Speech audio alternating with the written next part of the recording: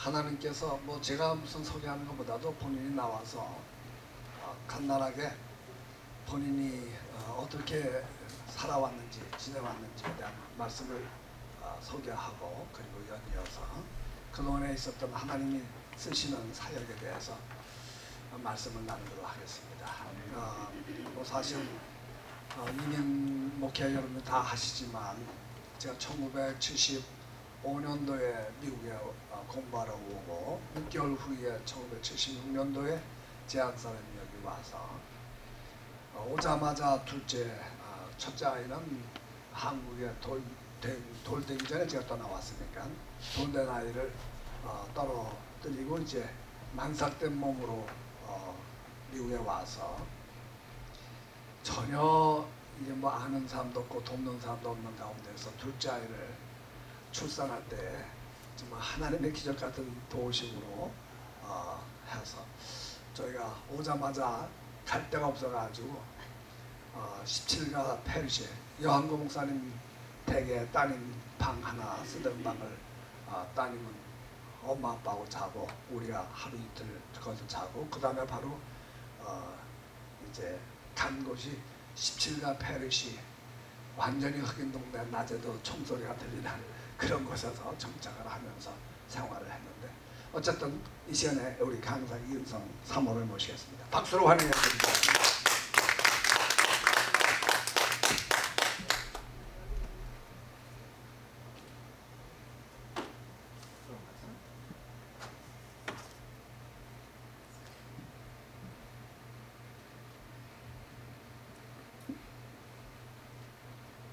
잠깐 기도하겠습니다. 아버지 붙들어 주세요. 여기 우연히 오신 분 한 분도 없고 주께서 강권하여 오신 줄로 압니다.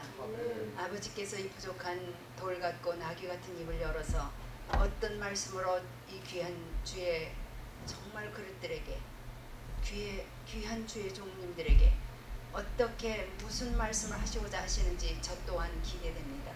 아버지 성령께서 저를 붙들어 주셔서 이 시간이 끝나도록 천국이 이곳에 임하게 하시고 아버지 하나님 변화산의 역사가 일어나게 도와주옵시고 아버지 하나님 우리의 생각이 바뀌는 놀라운 시간 되게 하여 주옵소서. 예수님 이름으로 감사기도 드립니다.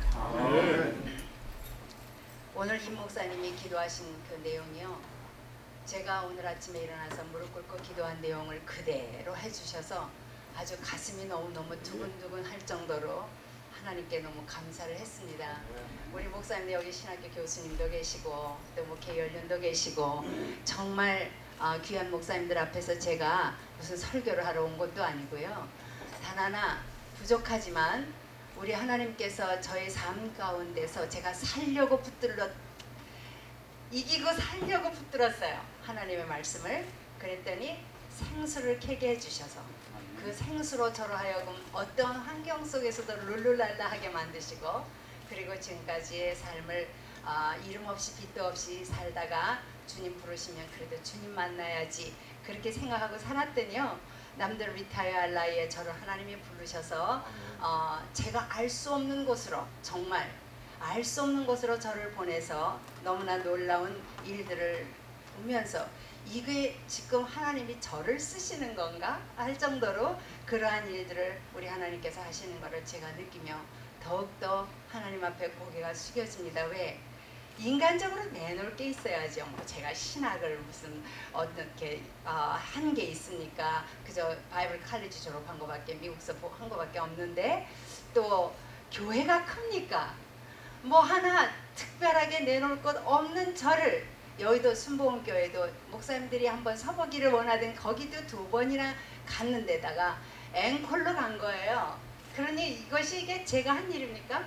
한번 들어보세요. 이게 제가 여러분 앞에서 어떤 얘기를 이렇게 뭔가를 알았다고 무슨 드리려고 하시는 말씀이 아니라 이건 성령이 아니시고는 저렇게 할 수 없다라는 아마 그런 거를 우리 목사님들이 보실 수 있기를 바랍니다.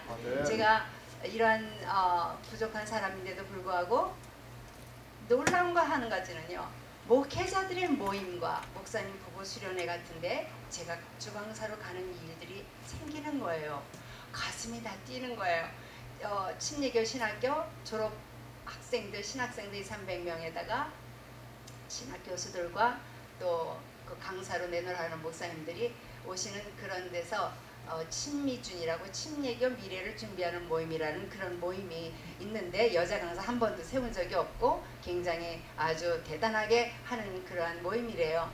그런데 어떻게 제가 사모들의 그 전국 사모 모임에 30분 집회를 한 거 가지고 사모님들이 뒤집어지는 역사가 일어났고, 그래서 그러한 것들로 인해서 저에게 그 파생이 거기 친미주 모임의 강사로도 갔는데, 제가요 좀 너무너무 재밌어서 하는 얘기예요. 자랑 아니니까 목사님들이 제가 자랑하는 거를 보시면 그건 목사님들이 틀리신 거예요.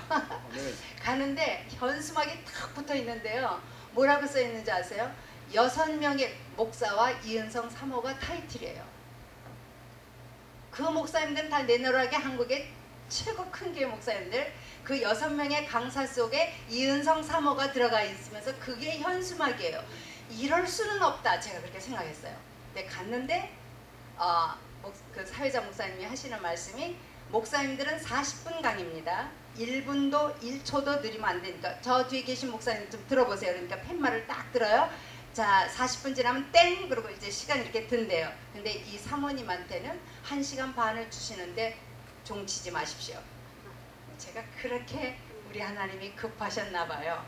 저희가 진짜로 살려고 캐웠던 그 말씀의 보석을 저만 갖고 있으면서 기쁘게 살아갔더니 주의 종들에게, 또 앞으로 주의 종들이 되실 분들에게, 아니면 사모님들에게, 또 초교파적인 목사님들의 모임에서 이런 말씀을 증거할 수 있도록 저에게 기회를 주시는 걸 보면서 내가 깨달은 게 하나님 마음에 정말 맞게 깨달았나 보다. 이것이 저에게 큰 행복이었습니다. 일본에서도 정말 제가 집회하는 그 교회에 제일 오래된 선교사님이 참석하셨다가 그 아침 조찬 모임은 아무나 강사를 한국에 와서 아무리 유명한 분이 와도 안 세운대요. 그런데 그분이 그 위에 저기 하시는 분에게 이야기를 해서 저를 아침 조찬에 강사로 가도록, 집회하는 중간에 나를 보고 너무 놀래서 가가지고 얘기해서 제가 그 목사님들 앞에서 15분 동안의 말씀을 증거했어요. 그때 이야기한 것이 하나님이 찾는 믿음에 대한 겁니다. 오늘도 우리 목사님들께 제가 그 얘기를 하고 싶어요. 왜? 마음이 너무 초조해요. 교회들마다 제가 가면서 문을 두드리면서 말씀을 증거하도록 하시는 그 내용 속에 하나님이 찾는 믿음에 대한 하나님께서 저에게 너무 강하게 주신 메시지들이 있어서 오늘 그거를 주제로 목사님들과 나누려고 하는데, 제가 하와이 집회를 끝나고 나니까 거기 담임 목사님께서 우리 하와이 목사님들 모이게 하고 사모님들 한번 얘기해요. 그래요. 그래서 목사님들끼리의 또 모임에 제가 갔습니다. 갔더니 거기서 제가 말씀을 하나하나 준비하고 간 것도 아니고 원고도 없이 갔어요. 그래서 하나하나 이렇게 말씀을 주시는데 그 얘기들을 나누면서 제가 그랬어요. 오늘 얘기 드린 것처럼 제가 목사님들과 지금 나누는 얘기가 제가 똑똑하고 그냥 지식으로 캐내서 하는 얘기 같습니까? 아니면 성령이 아니시고는 저런 말씀 할 수 없다라고 느끼십니까? 이렇게 여쭤봤어요. 그러는데 저는 목사님이신 줄 몰랐어요. 제가 부흥회하는 교회에 저 뒷자리에 계속 앉았는데 굉장히 심각하게 나를 쳐다보고 있어서 저분이 마음에 안 들어 저러시나 막 이랬거든요. 그 미국 교회, 하와이 이민교회들 커봤자 다 저 뒤까지 보이니까. 근데 그 모임에 오신 거 보니까 목사님이시더라고. 감리교회. 아무도 말씀을 안 하시고 계신데 그분이요, 눈물이 여기서부터 쭉 흐르더니 사모님의 집회가 왜 뒤집어지는지를 알 것 같습니다. 제가 그 말씀을 듣는 순간에 가슴으로 훅 오면서 하나님 또 검증해 주셨네요. 감사합니다. 제가 그렇게 이 말씀을 함께 나누면서 제게 인상되었던 그 목사님들의 말씀이 너무너무 제 마음에 큰 위로가 됐던 얘기를 보고 드립니다. 우리 필라델피아 목사님들도 선상 수련회 했을 때에 우리 박태문 목사님 교수시잖아요. 제가요 목사님의 그 제자들을 많이 만났습니다. 한국서 박태문 목사님께 배웠다고 하시는 분들이요, 큰 교회 목회하시는 분들 많이 있어요. 근데 그런 분들 그런 목사님이신데 전 몰랐죠. 그 정도로 목사님이 그렇게 사람들에게 영향력 있고 좋은 인상을 주신 귀한 목사님이 필라델피아의 한 구석에 갇혀 계시구나. 목사님들 샘물만 캐시면 이미 가지고 있는 거지 그릇만 퍼주시면 날르실 것 같아요. 저한테 그 하신 자료들을 보면서 제가 너무 엔조이합니다, 목사님. 근데 그날 제비를 뽑아서 자리를 배정했어요. 이렇게 8명 앉는 자리, 4명 앉는 자리 뭐 이렇게 그랬는데 목사님 4분하고 제가 앉게 되는데 목사님이 그날 첫날 집회가 제가 했습니다. 목사님들과. 근데 우리 목사님께서 그러세요. 사모님, 오늘 사모님께서는 제 영혼의 창문을 열어주셨습니다. 얼마나 고마운지요. 얼마나 감사한지요. 이건 겸손하시고는 나올 수 없는 이야기십니다. 어떻게 저한테, 더구나 지역에 있는 사모한테 젓가락 몇 개 다 소문날 수 있는 그런 저에게 이런 것들이 오늘 저를 이렇게 쓰게 하셨고 목사님들 앞에서까지 이렇게 오는데요. 우리 필라델피아 목사님 다들 내놓으라 하시니까 제가 어떡할까 그러다가 그 하나님이 찾는 믿음에 대해서 제가 말씀을 나눠야 되겠다고 마음을 결정을 했습니다. 저는 외딸로 자랐어요. 2의 남매가 있었는데 다 죽고 몇 년 만에 우리 아버지하고 우리 엄마가 저 영감태기하고 내가 살다가 내 인생 망치지 그러면서 이제 고만 보따리 싸가고 친정으로 가려고 할 때에 제가 생겼대요. 영정도를 개발하신 분이에요. 우리 저 외조부가. 진짜 거부였죠. 99간 집에서 우리 어머님은 부중궁궐에 계시고 이리 오너라 그러면 한 대문 열고 이래가면서 들어와야 만나는 그런 데서 우리 어머님이 크셨는데 우리 아버지 만나서 정말 한량 같은 우리 아버지 만나서 완전히 그냥 고생하시고 재산 다 날리시고 이제 아이까지 다 죽고 나니까 이제 나는 저 영감태교하고는 더 이상은 못 살지. 그럴 때 하나님께서 아니다 그러고 나를 주셔서 해로 하시고 또 저를 통해 2분이 다 예수 믿으시고 제가 예수 믿는다는 밥상을 마루로 내던지시던 그 대청에서 저기 마당으로 내던지시던 그런 아버지가 예수 믿고 그리고 돌아가셨습니다. 십자가가 비 맞는다고 걱정하시면서 교회 십자가 왜 아버지가 돌아가신 십자가를 왜 저렇게 비 맞게 하느냐고 너 생각해봐라. 네 부모가 죽으면 그렇게 하냐 이러시면서 십자가 비 맞는 것까지 걱정하시던 그런 아버지로 변했습니다. 저희 아버지는 유교에 젖어 계셨고 타이완에 그 옛날에 타이완에 절을 세우셨던 분이고 저희 아버지 형제 중에 마지막 삼촌이 주지 스님이시고 그런 가정에서 제가 예수를 혼자 믿었습니다. 근데 제 머리는 조금 똑똑하다는 소리를 들을 저였었기 때문에 이렇게 누가 얘기해서 듣는 타입이 아니었습니다. 그런데 저에게 정말 도전이 됐던 것이 이제 제가 중고등학교 다닐 때에 그때 얼마나 가난했어요. 우리가 수세식이 있는 것도 잘 모를 때잖아요. 그런데 굉장히 잘 사는 아이인데 나를 너무너무 좋아하면서 은성아 너 우리 집 가서 같이 공부하자 그래요. 그래서 걔네 집도 가볼 겸 그래 그럼 같이 가보자. 그랬더니 거기에서 재물포고등학교 아시는 분 인천에 인천 재물포고등학교에 선생님으로 계신 분이 오셔서 성경 공부를 가르치는 게 여호와 증인의 모임이었어요.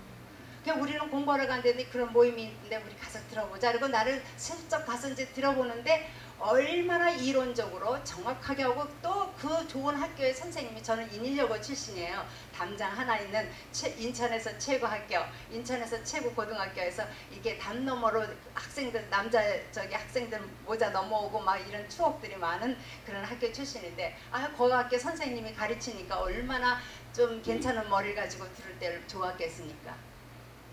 제가 중학교 말 고등학교 1학년까지 여호와 증인에서 공부를 했어요. 완전 유망주였습니다. 너무 똑똑하게 잘하니까 어떤 누가 얘기를 해도 저한테 당할 수가 없을 만큼 말씀을 제가 알게 됐어요. 그러다가 이제 학교 입시를 넣고 사회에 나아갈 일 이런 모든 혼돈과 집안의 어려움이 불어닥치면서 제가 이제 모든 것들을 다 내려놓고 있을 때에 제가 이제 아이들을 많이 잘 가르쳤어요. 그때도 티칭의 기프트가 있어가지고 이제 알고 보니까 제가 가르치는 은사가 있더라고요. 근데 그런 가지고 우리 아이들을 많이 가르쳐서 삶이 바뀌고 학교로 좋은 학교 가게 하고 이런 걸 듣고 우리 이모가 저희 이모도 딸이 하나예요. 똑같이 우리 이모처럼 저 엄마처럼 30대에 낳고 단산. 우리 이모도 그렇게 됐어요. 그랬더니 야, 너 남의 아이만 가르치지 말고 내 집에 와서 저기 네 동생 좀 가르치래요. 서울 와서 마땅히 있을 데도 없는데 그래서 그러면 이모네 집으로 들어가자. 그리고 제가 갔어요. 저 이런 내용은 오늘의 말씀을 하게 된 동기를 조금 하려고 하는데 제가 오늘 책을 한 100권 갖고 왔거든요. 근데 목사님께 다 드릴 수가 없는 게 제가 너무 많은 책들이 그냥 나가서 제 주머니 터는 게 힘듭니다. 그 책을 다 제가 사서 하는 거니까 목사님들께는 15불의 기회 있으시면 가져가실 수 있도록 우리 목사님한테 몇 권만 좀 갖다 달라고 얘기를 했어요. 그래서 그 내용은 책을 참고하시면 성도들에게도 어떤 도전의 이야기를 해주실 수 있지 않겠나 이런 생각이 듭니다만은 아마 이미 구입하신 분들도 계시니까 아무튼 그렇게 참고하셔요. 그래서 이모네 집을 갔는데 그 이모가 세검정 감리교회의 권사님이었어요. 이 이모부가 김철 장로님이시라고 유명한 전국 감리교회 장로 뭐죠 그거 장로회장 뭐 이런 거 하고 그런 분인데 그 집에 가가지고 매일 가정 예배를 드리는 거예요. 그러니 나만 안 갈 수가 없잖아. 은성아 너도 올래? 뭐 이래. 머리 큰 아들은 막 강제로 올 수는 없으니까. 근데 나는 여호와 증인에서 기독교가 이단이라고 배웠던 그것이 머리에 철저하게 있고 나하고 얘기해서 집사 장로님들이 내 말을 이겨본 적이 없는데 내가 여기 와서 이렇게 이거를 어떻게 해? 근데 그 이모부 이모한테 또 그렇게 얘기할 수는 또 한국적으로 어른들이니까 못하고 있는데 뭐 그냥 골이 다 아플 정도였어요. 그런데 부흥회가 정운상 목사님이시라고 아세요? 장로교회. 정운상 목사님께서 그 교회에 부흥회로 오신 거예요. 근데 옛날에는 일주일씩 했습니다. 근데 그 목사님 교회 우리 이모가 저한테 와서 그래요. 은성아, 나하고 약속하자. 일주일만 나랑 이 부흥회 끝날 때까지 교회 가주면 내가 다시는 교회 가지 잔소리를 안 하게 되니까 가자. 그래서 나도 미안하던 차에 그렇게 해드리자. 그러고 교회 간 거예요. 세상에 왜 이렇게 우는 사람들이 많은 거예요. 하면서 있는데 너무 창피해가지고 어머 무슨 죽을 작제들을 져가지고 이렇게 와서 그냥 울고 난리야. 그래서 다음 날에는 다른 자리를 피해가서 앉은데 거기서 또 울고 이러면서 3일째 돼가는 날 이 목사님의 이야기가 제 귀에 쏙쏙 들어오기 시작하는 거예요. 그렇네 이러면서 들었어요.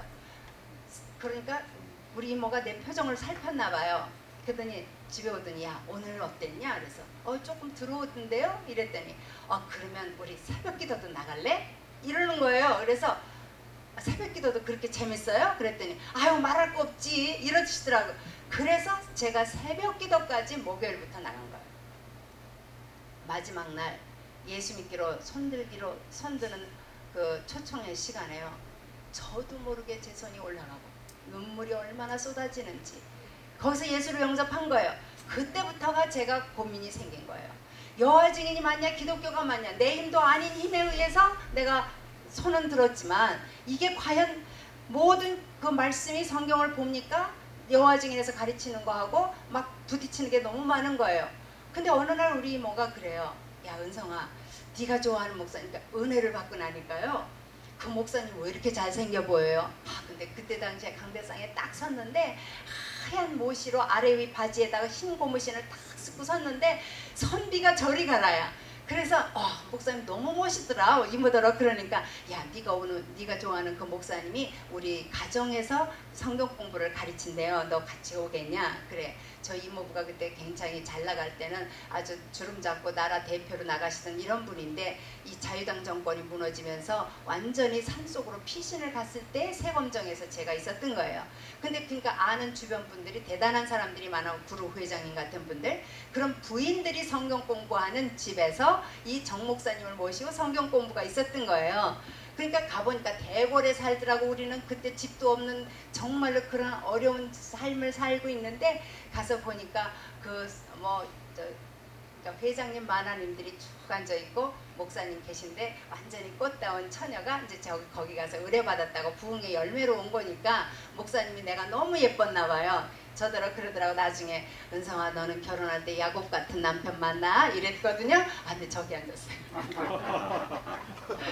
그런데 이제 그 목사님께 제가 얘기를 드렸어요. 나는 여호와 증인에서 이렇게 배웠습니다. 근데 이런 것들이 왜 이럽니까? 그랬더니요. 하나님께서 붙여주신 분 같아요. 그분이 하나하나 이거 봐 이렇게 얘기했지? 그러면은 이걸 보자. 그리고 성경을 하나하나 찾아서 나중에 그 모임이 끝나고 나는데 가르쳐 주는데요. 이 여호와 증인에서는요. 그야말로 연결고리가 없이 우리한테는 짝이 있다고 가르쳤는데 여호와 증인에서 얘기한 거는 다 띄어버린 것들이에요. 제가 찾기 시작했고 그 다음에 성경 읽는 재미가 생기면서 그 여호와 증인에서 배웠던 그것들이 저를 더 많은 성경 구절을 외울 수 있고 깨달을 수 있고 정말 누구에게든지 얘기할 수 있도록 저를 이끌어 주셨습니다. 그래서 성경에 대해서 시작이 됐는데요. 하루는 성경이 제 마음에 딱 들어오는데 이 성경이 이거구나 라고 깨우친 게 뭐냐면요. 높은 망대 위에 올라가서 하나님의 계획도가 눈으로 촥 보이는 거예요. 창세기로부터 계시록까지 왜 인간을 만들어서 왜 하나님이 예수 그리스도가 죽어야 했고 왜 마지막이 오는지 시작부터 끝까지가 위에서 이렇게 내려다보는 하나님의 계획도가 보이더라고요. 한마디로 마스터 플랜이죠. 그게 알고 나니까 그 포맷 안에서 말씀을 보게 되니까요. 이렇게 우물안 개구리처럼 요 말씀만 가지고 보지 않고 이 말씀이 왜 저 끝에 오시는 예수 그리스도를 기다리게 하는 말씀으로 보이는 거예요. 모든 게 뚫려 보인다고 그러죠. 이거 목사님들 아시는 분들은 너무너무 아시고요. 제가요 성경을 읽다가 너무 깨달으면 이렇게 하면 가슴에 들어갈 것 같아서 이걸 가지고 뛰었습니다. 성경책을 가지고. 아버지 이제 알아요. 너무 좋아요. 너무 감사합니다. 이렇게 하면서 성경의 은혜를 제가 받기 시작하고 그런 말씀에 제 인생관이 바뀌었습니다. 예수 믿고 제 삶의 목적이 바뀌고요. 가치관이 바뀌고 정말 인생관의 모든 것들이 바뀌고 결혼관이 바뀌었어요. 그래서 제가 결혼하려고 약속을 하고 우리 집안끼리도 다 얘기했던 사람 8년이나 교제한 사람이 있었습니다. 여기 우리 필라델피아에서도 제가 이렇게 오픈해서 얘기를 하는데 저희 목사님은요 교회 전도사님으로 계셨고 남자로 한 번도 생각해 본 적이 없어요. 왜냐하면 교회에서는 남녀 관계가 없는 줄 알았어요. 이방 그러니까는 불교 이런 집안에서만 있다가 기독교 신앙에 대해서 전혀 몰랐습니다. 그러다 제가 예수를 믿고 나서 교회를 가니까 여기는 천사들만 있는 것 같아요. 목사님들은 화장실도 안 가는 것 같고. 그러니까 무슨 남녀 문제를 제가 그때 당시에 저 머리에는 남녀 문제는 좀 더러운 것 같아서 제가 8년을 교제했어도 솔직하게 여러분 앞에 얘기합니다. 손 한 번 잡는 정도죠. 그 이상도 그 이하도 아니고 또 이분이 또 저기 우리나라의 내노라는 유명한 목사님 아들인데 그때 당시에 감옥에 많이 가르치는 분들이 장로님 아들, 목사님 아들들이 감옥에 간다고 할 정도로 목회자의 가정이 가난하면서 아이들을 돌보지 못해서 이 목사님의 아이들이 울분을 토하면서 일 저질러서 감옥에 가는 게 그때 당시에 80% 이상이라는 얘기를 제가 얼핏 들었어요. 이분도 그런 사람 중에 하나였어요. 교회라면 아주 그냥 뭐 일을 가라 일을. 그런 정도인데 제가 은혜를 받은 거예요. 근데 보통 받은 게 아니에요. 그러니까 나는 하나님의 이 사랑을 깨달았는데 저 사람이 만약에 바뀌어지면 내가 모르지만 아무리 교제하는 사랑과 이거 가지고 가다가 나는 하나님 때문에 저 사람하고 끝내는 아무래도 안 되겠다 싶어서 하나님 앞에 무릎을 꿇었어요. 아버지 주께서 내게 정해준 사람이면 저 사람이 변화를 보게 해주세요. 아니면은 제가 내려놓겠습니다. 제가 그랬어요. 아버지 아시죠? 제가 주님 앞에 내려놓겠습니다. 그렇게 기도를 했습니다. 내려놓았죠. 그리고 우리 아버지 앞에서 눈물로 울면서 저 결혼 안 합니다. 제 고집을 아니까 한번 결정하면 딱 뭔지 아시니까 아버지가 큰일 났다 싶었나 봐요. 아무튼 그런 과정 다 롱스토리 숏으로 하면서 제 남편을 한번 남자로 보기 시작한 게요. 언제였냐면 교회 대항 배구 대회가 있었어요. 근데 저희 목사님 그때 공군 갔다 나와서 공군에서 그 군 대표로 그 배구 선수로 국가 선수 대표한테 훈련을 받고 나왔대요. 몸이 이렇게 가늘었었어요. 그런데 우리 교회가 이렇게 대항을 하는데요. 그 신림동 지역에서 여러 교회가 왔는데 완전히 저희 목사님의 강스파이로 다 나가는 거예요. 저는 게임에 이기는 거는 너무너무 좋은데 우리 교회가 저 사람 덕분에 이기니까 야 저분도 남자네 이렇게 되는 거예요. 아무튼 그런 동기로 하나님이 내 눈을 조금씩 뜨게 하시더니 아니 저희 목사님이요 저한테 무지무지 관심이 있어서 나한테 프로포즈를 했대네요. 얼마나 돌려 말을 했으면 내가 못 알아들었어. 눈 오는 날 내 집을 데려다 주시면서 했다는데 저희가 왜냐면 제가요 우리 목사님이 남자처럼 저한테 다가왔으면 저 교회 안 나갔습니다. 그 정도의 성품이었어요. 그러니까 이 깨지기 쉬운 사람을 어떻게 다뤄서 자기 마음을 표현하려고 했다는데 나는 몰라. 나중에 내가 프로포즈 했는데 당신은 딴소리만 하더래.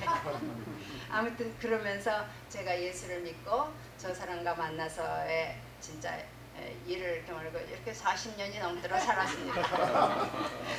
돈하고는 관계없죠. work oriented 된 사람이죠. 저는 굉장히 오거나이즈 되고 완전히 해야 되는데 야 정말 미칠 뻔했습니다. 그런데 하루는 저 사람하고 도저히 이제는 못 살겠다 싶어서 하나님 아시죠? 그러고 남편하고 쓰는 방도 들어가기 싫었어요. 제가 이제는 제가 그 첫사랑으로 주님을 만났기 때문에 웬만한 건 다 이겨낸다고 생각했어요. 쥐가 막 다니는 그 페르시 집에 처음에 가서 애 낳고 있는데요. 누가 있습니까? 미역국을 끓여줄 사람이 있으니까 제가 음식을 다 해봤습니까? 그런데 다 부엌도 없어요. 그 목욕탕에서 애기 기저귀를 빨아야 되는데 그 목욕탕이 쪄들어서 그 영화에 나오는 이렇게 U자처럼 된 거 있잖아요. 그 사기로 된 거 거기가 얼마나 쩔었는지 애기 낳고 나오자마자 그거를 내 몸으로 닦아서 저 사람이 닦은 것도 아니고 그렇게 몰랐어요. 세상에 가정이 어떤 건지를 모르고 그야말로 세상 말로 야생마 같은 그렇게 앞으로만 가시는 그런 분이었어요.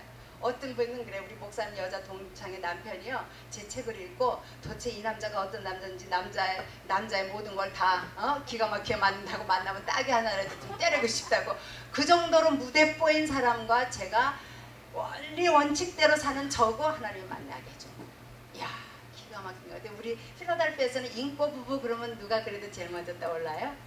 말을 우리라 그러잖아요. 근데 제가 정말로 이제는 그 모든 걸 다 은혜로 참고 하나님의 나를 훈련한다로 참고 있으면서 그때 이제 더 이상 못 살겠다 했는데 남편과 같이 쓰는 방도 들어가기 싫더라고요. 그래서 아들방으로 맨 끝에 있는 아들방으로 가가지고 문을 열자마자 교양이 어디 있습니까? 두 다리를 다 펴고 바닥을 치면서 하나님 아시지요? 하나님 아시지요? 그러면서 제가 가슴을 얼마나 찼는지 몰라요. 아그락을 쓰는데 목도 쥐가 나서 안 나와. 그러는데 음성이 들리는 거예요. 딸아 사랑하는 내 종이 거기 왜 사랑이 붙어요? 사랑하는 내 종이 네 눈에는 저한테요 70점으로 보이더냐 그러세요. 그래서 제가 눈물 막 울다가 딱 끝이는데 70이라는 숫자가 앞에 딱 써요. 그러더니 30이라는 내가 가서 70을 딱 모셔 쓰더라고요. 그래 100이 되더라고요. 그래서 제가 입을 딱 다물고 또 가만히 있는데 사랑하는 딸아 사랑하는 내 종이 내 눈에는 50점으로 보이더냐 그러세요. 근데 50이 딱 되면서 내가 또 50으로 가서 딱 붙어서 100이 되더라고요. 내가 너무 기가 막혀서 베드로 생각이 딱 나는 거예요. 베드로를 3번 네가 나를 사랑하느냐라고 부르셨을 때에 두려움이 왔다는 것처럼 저도 머리가 빨리 돌아가니까 분명히 0점으로 보이더냐 물으실 것 같아요. 그러면 답이 나오잖아요. 제가 뭐가 돼야 돼요? 100이 돼야 되잖아요. 어떻게 100이 돼요? 그러니까 하나님이 내 입 다물게 하시는구나. 그렇게 생각하면서 하나님 미리 그랬어요. 하나님 아시잖아요. 나는 입하고 머리만 살았지요. 주의 종이 하는 일만큼 하지도 못해요. 그러면서 그러고 있는데 영락없이 자기의 세미한 음성으로 소리 아닌 소리로 내 가슴을 치는데 사랑하는 딸아 사랑하는 내 종이 내 눈에는 0점으로 보이더냐 그러세요. 그러더니 100이라는 데가 딱 갖다 붙더라고요. 그래서 하나님 눈물이 쏟아지더라고요. 하나님 아시잖아요. 잘못했어요. 제가 입하고 머리만 살아서 그랬어요. 아버지 내가 100이 어떻게 돼요? 주의 종이 하는 일만큼은 그 일도 하지도 못해요. 아시잖아요. 그랬어요. 그랬더니요. 우리 하나님께서 하는 말이 사랑하는 내 종에게 돕는 배필로 내가 너를 택하여 세웠다니 네가 어떤 눈으로 보든, 저는 하나님은 꾸중하시는 하나님인 줄 알았어요. 그것이 지금까지도 제 아이에게 모든 말씀의 기본 틀에서 깨달아지는데 너무너무 감사했어요. 그 어린 신앙에 깨달았던 것이 지금과 변함없는 걸 보면서 너무너무 깨달았습니다. 하나님이 꾸중으로 하면서 너 그랬지? 이랬지? 자 봐라, 이렇게 율법으로 가르쳐 주시는 줄 알았더니 아니에요. 제가 그 사람을 0.-100으로 봐도 우리 하나님한테는 상관이 없는 거더라고요. 내가 준 지혜로 보는 거 아니냐 이거죠. 하나님께서 나에게 주신 지혜로 네가 누구를 보는 거 아니냐. 근데 그 보는 것이 몇 점이 되든 상관없대요. 내가 너를 보냈으니까 네가 무엇이 필요하다고 보이느냐 네 눈에. 내가 다 해주마요. 내가 너에게 그 능력을 주지 않겠느냐. 내가 너를 돕는 배필로 택한 것이 나니까 네가 저 종을 위해서 무엇이 필요한지를 네가 구하면 내가 그 무엇이든지 주지 않겠느냐. 나는 전능자다. 제가 거기에서 할 말이 없거든요.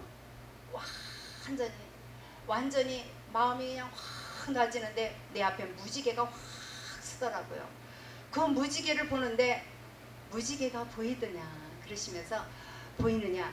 이 칼라가 한 칼라라도 한 색깔이라도 상대에게 너는 왜 나처럼 빨강색이 못 되냐, 너는 왜 나처럼 노란색이 안 되냐, 너는 왜 어떻게 그렇게 중간 주황으로만 있냐, 이렇게 하지 않지 않느냐. 7개의 색깔이 공존하면서 함께 어우러져 하모니를 이룰 때에 세상 사람들에게 빛과 소망을 주지 않느냐 하시면서 너와 다른 사람과 하모니를 이루어서 세상에서 성격 때문에 못 살겠다는 사람들, 또한 서로 다르기 때문에 못 살겠다는 사람들에게 하나님의 하모니를 너를 통해 보여주도록 해라 그러시더라고요. 그 다음부터 제가 가정의 화합을 위해서 굉장히 많이 노력을 했고, 또 결혼한 지 얼마 후에 그런 체험하셨어요? 결혼한 지 얼마? 그건 미국 와서죠. 미국에서 개척교회 할 때 이야기입니다. 개척교회 할 때 너무너무 또 제가 또 눈에 띄니까요. 또 우리가 젊으니까 젊은 사람들이 많이 교회 왔어요. 저희 교회가 그래도 한 250명까지도 있었을 때 그 젊은 사람들을 위해서 제가 굉장히 도마위에 올렸는데 저는 교회 행정을 한 번도 체크해 본 적이 없어요. 그런데 말씀만 가르치면 문제가 일어나는 거예요. 말씀만 가르치면 2명이서 5명이 돼, 5명이 10명이 돼, 소문이 들어서 20-30명이 돼. 조그만 방 하나 가지면은요 이 달팽이 돌듯이 앉아야 됐었어요. 그러면은 끝나고 이제 주일 예배 드리려 주일학교에서 나오면요 줄이 안 끊어질 정도로 그렇게 해요. 청장년부 가면 청장년부가 그렇게 돼요. 근데 우리 목사님 지금 와서 후회하시는 게 뭐냐면 내가 당신을 그 한국적인 사고방식 쳐놓고 사람들이 뭐라 그럴 때도 내가 당신을 계속적으로 밀었으면 많은 사람들이 컸을 텐데 사람들이 뭐라 그러면 뒤로 안 쳤어요. 제가 맡은 모든 분야의 교역자들을 새로 풀타임으로 3명이 제가 가르치던 그 모든 부부의 교회가 사례비 3명을 줘가면서 풀타임을 세울 정도예요.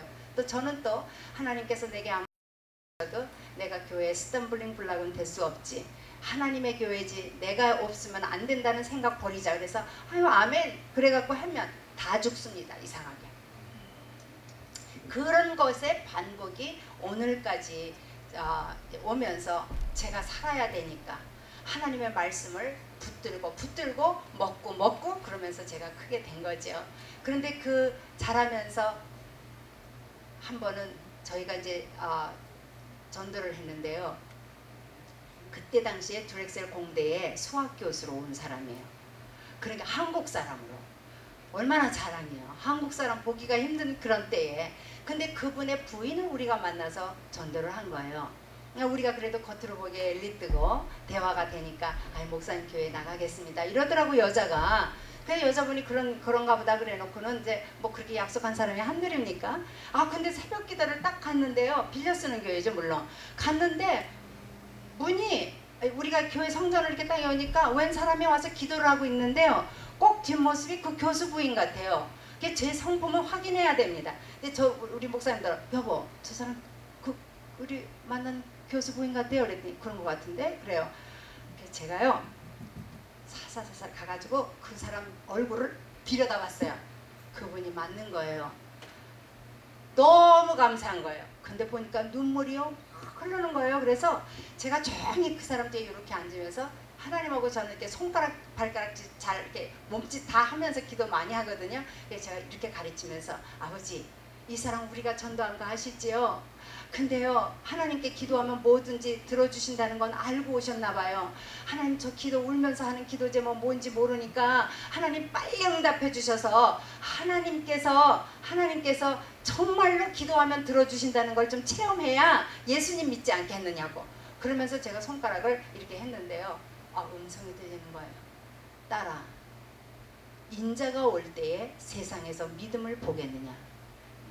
이렇게 했는데, 이렇게 하고 있는데 제 마음에 딸아, 인자가 올 때에 세상에서 믿음을 보겠느냐요. 그러면 제 생각에 말씀이 왔으니까 이제 제가 화답을 해야 되잖아요. 아버지, 이 사람은 그러면 예수님 다시 오실 때는 안 믿을 사람이에요? 왜냐면 나는 사모님이잖아요. 목사의 사모잖아요. 내가 예수님 안 믿을 일은 없잖아요. 그러니까 이렇게 하고 있는데 그렇게 여쭤봤어요. 나는 아니니까. 이거 이제부터 제 이 메시지입니다. 나는 아니니까. 그런데요 또 말씀이 나의 이 무의식 세계 속에 있던 말씀이 나를 또 치는 거예요. 누구든지 주의 이름을 부르는 자는 구원을 얻으리로다. 아멘. 근데 지금 이 사람의 모습이 주의 이름을 부르고 있잖아요. 그런데 우리 사랑의 하나님이 이 사람은 위에서 기도하지도 말라고 지금 이 음성을 들려줬겠냐고요. 그래서 순간에 아버지 그 말씀이 딱 들리는 순간에 아버지 그럼 저요? 그냥 저요 하는 순간에요. 0.0001초도 아니에요. 제가 불렀습니다. 어떤 생각이 나냐면 베드로가 그 예수님 마지막 만찬 때에 너희 중에 나를 팔자가 있다. 그러니까 다들 제자들이 자기는 아니잖아요. 자긴 그럴 리가 없잖아요. 그러니까 내니까 왜냐면 나는 아니거든요. 그런 자세들로 앉았어요.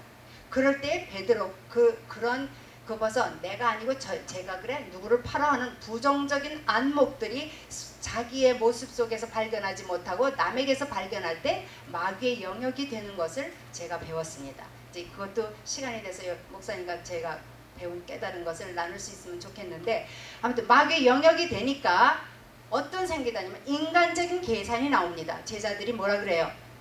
우편 좌편 가지고 얘기합니다. 하나님의 예수님의 우편과 좌편이 누가 되느냐. 그 꼴을 보고 있던 베드로가 예수님 돌아가신다는 얘기도 수없이 했는데 그 꼴을 보는 베드로가 너무 한심했던 거예요. 자, 주의 종들이십니다. 우리 여기 주의 종들이 계시잖아요. 그 하나님의 종인 베드로가 너무 한심하니까 예수님께 그래요. 예수님, 나는 주님이 죽는 자리에도 같이 가겠습니다. 그 고백이 가식이었을까요? 그저 하나의 용기였을까? 진실이었을까? 목사님들, 베드로의 그 고백이요. 진실이죠. 저는 여기에서 너무 많은 걸 배웁니다. 진실했습니다. 그런데 그 대답에 감동받으신 말씀하신 것이 아니고 예수님이 뭐라 그랬어요? 네가 닭 울기 전에 나를 3번 부인하리라 그랬어요. 죽는 자리까지도 같이 갈 수 있는 이 뜨거운 주님 사랑의 심장을 가지고 있는 베드로가 어떻게 나를 3번이나 부인한다고 하는 말씀을 들을 때 베드로가 그야말로 갸우뚱이죠. 도대체 뭔 말씀? 근데 했습니까 안 했습니까? 그것도 누구? 계집종 앞에서. 어느 정도의 베드로의 용감성이 있었는지 아시죠? 말커스의 귀를 자를 정도로 로마 병정 앞에서 벌벌 떠는, 온 세계가 벌벌 떠는 그런 로마 병정 앞에서 칼을 예수님 보호하려고 들어서 귀를 자를 정도의 베드로의 성품이 계집종 앞에 서서 넘어졌단 말입니다. 그러니까 우리 목사님들, 우리 모두가 누구를 향해서 나는 이만큼 믿었습니다 할 사람이 있겠느냐고요. 그런데 오늘날 하나님께서 위에서 올려서 이 모둠의 믿음의 세계를 저에게 보여주시는데 어떤 것을 보여주냐면 지성이면 감천의 교리를 교회가 아닌 것 같으면서도 그렇게 가르쳐요. 지성, 내가 하나님 앞에 노력으로 지성을 드리면 하늘이 감동을 해서 우리에게 복을 준다라는 그런 개념이 이게 계속 자리 잡고 온 거예요. 구약이 그런 것 같습니까? 아닙니다. 구약도 지성감천이 아닌데 성경에 쓰여진 것들이 우리로 하여금 그렇게 이해되게끔 되어 있는 것을 제가 깨닫게 되었습니다. 지성감천은 종교입니다. 아멘. 믿음 감천입니다. 믿음이 있을 때 하늘이 감동하고 역사가 일어난다는 사실을 제게 가르쳐 주셨어요.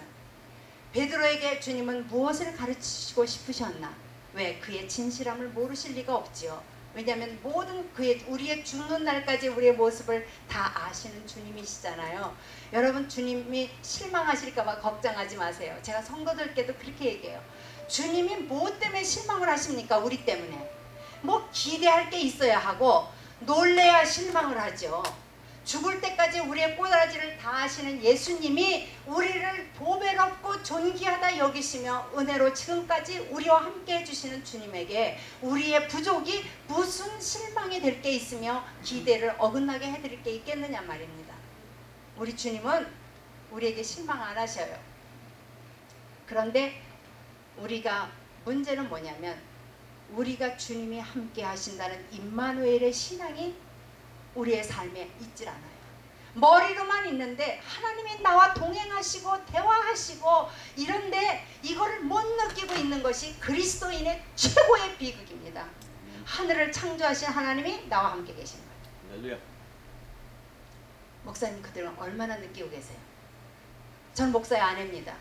제가 여쭤볼 수 있지요. 제가 알아서가 아니라 저를 포함하여 하나님이 임마누엘의 신앙인 것을 얼마나 아느냐고요. 그리고 그 다음에 우리를 너무 모릅니다. 우리가 우리를 모르는 것 때문에 얼마나 우리 스스로가 이 땅에서 하나님의 삶을 제대로 살지 못하는지 제가 하나님이 보여주시고 가르쳐주시고 알려주셨습니다. 우리가 우리를 알아야 돼요. 그래서 거울이 필요합니다. 거울이 율법이잖아요. 그래서 에덴 동산에 있는 선악과에 대한 그 문제가 신학에서 많은 디베이트가 되잖아요. 뭐 하나님께서 왜 다 아시고 전지전능하신 분이 따먹을 줄 아는 나무를 거기다 세워둬서 인간으로 하여금 따먹게 하고 또 내가 너를 위해 죽었다고 병 주고 약 주냐 뭐 이런 얘기에서부터 인간은 로봇으로 안 만들고 자유의지를 줬다 이렇게 얘기하지만 제가 그랬잖아요. 위에 올라가서 전체를 보게 하시는 그것들이 점점 깨달음으로 오면서 지금 깨달은 거는요. 하나님께서 최초에 주신 성경책인 나무구나 이렇게 배웠습니다.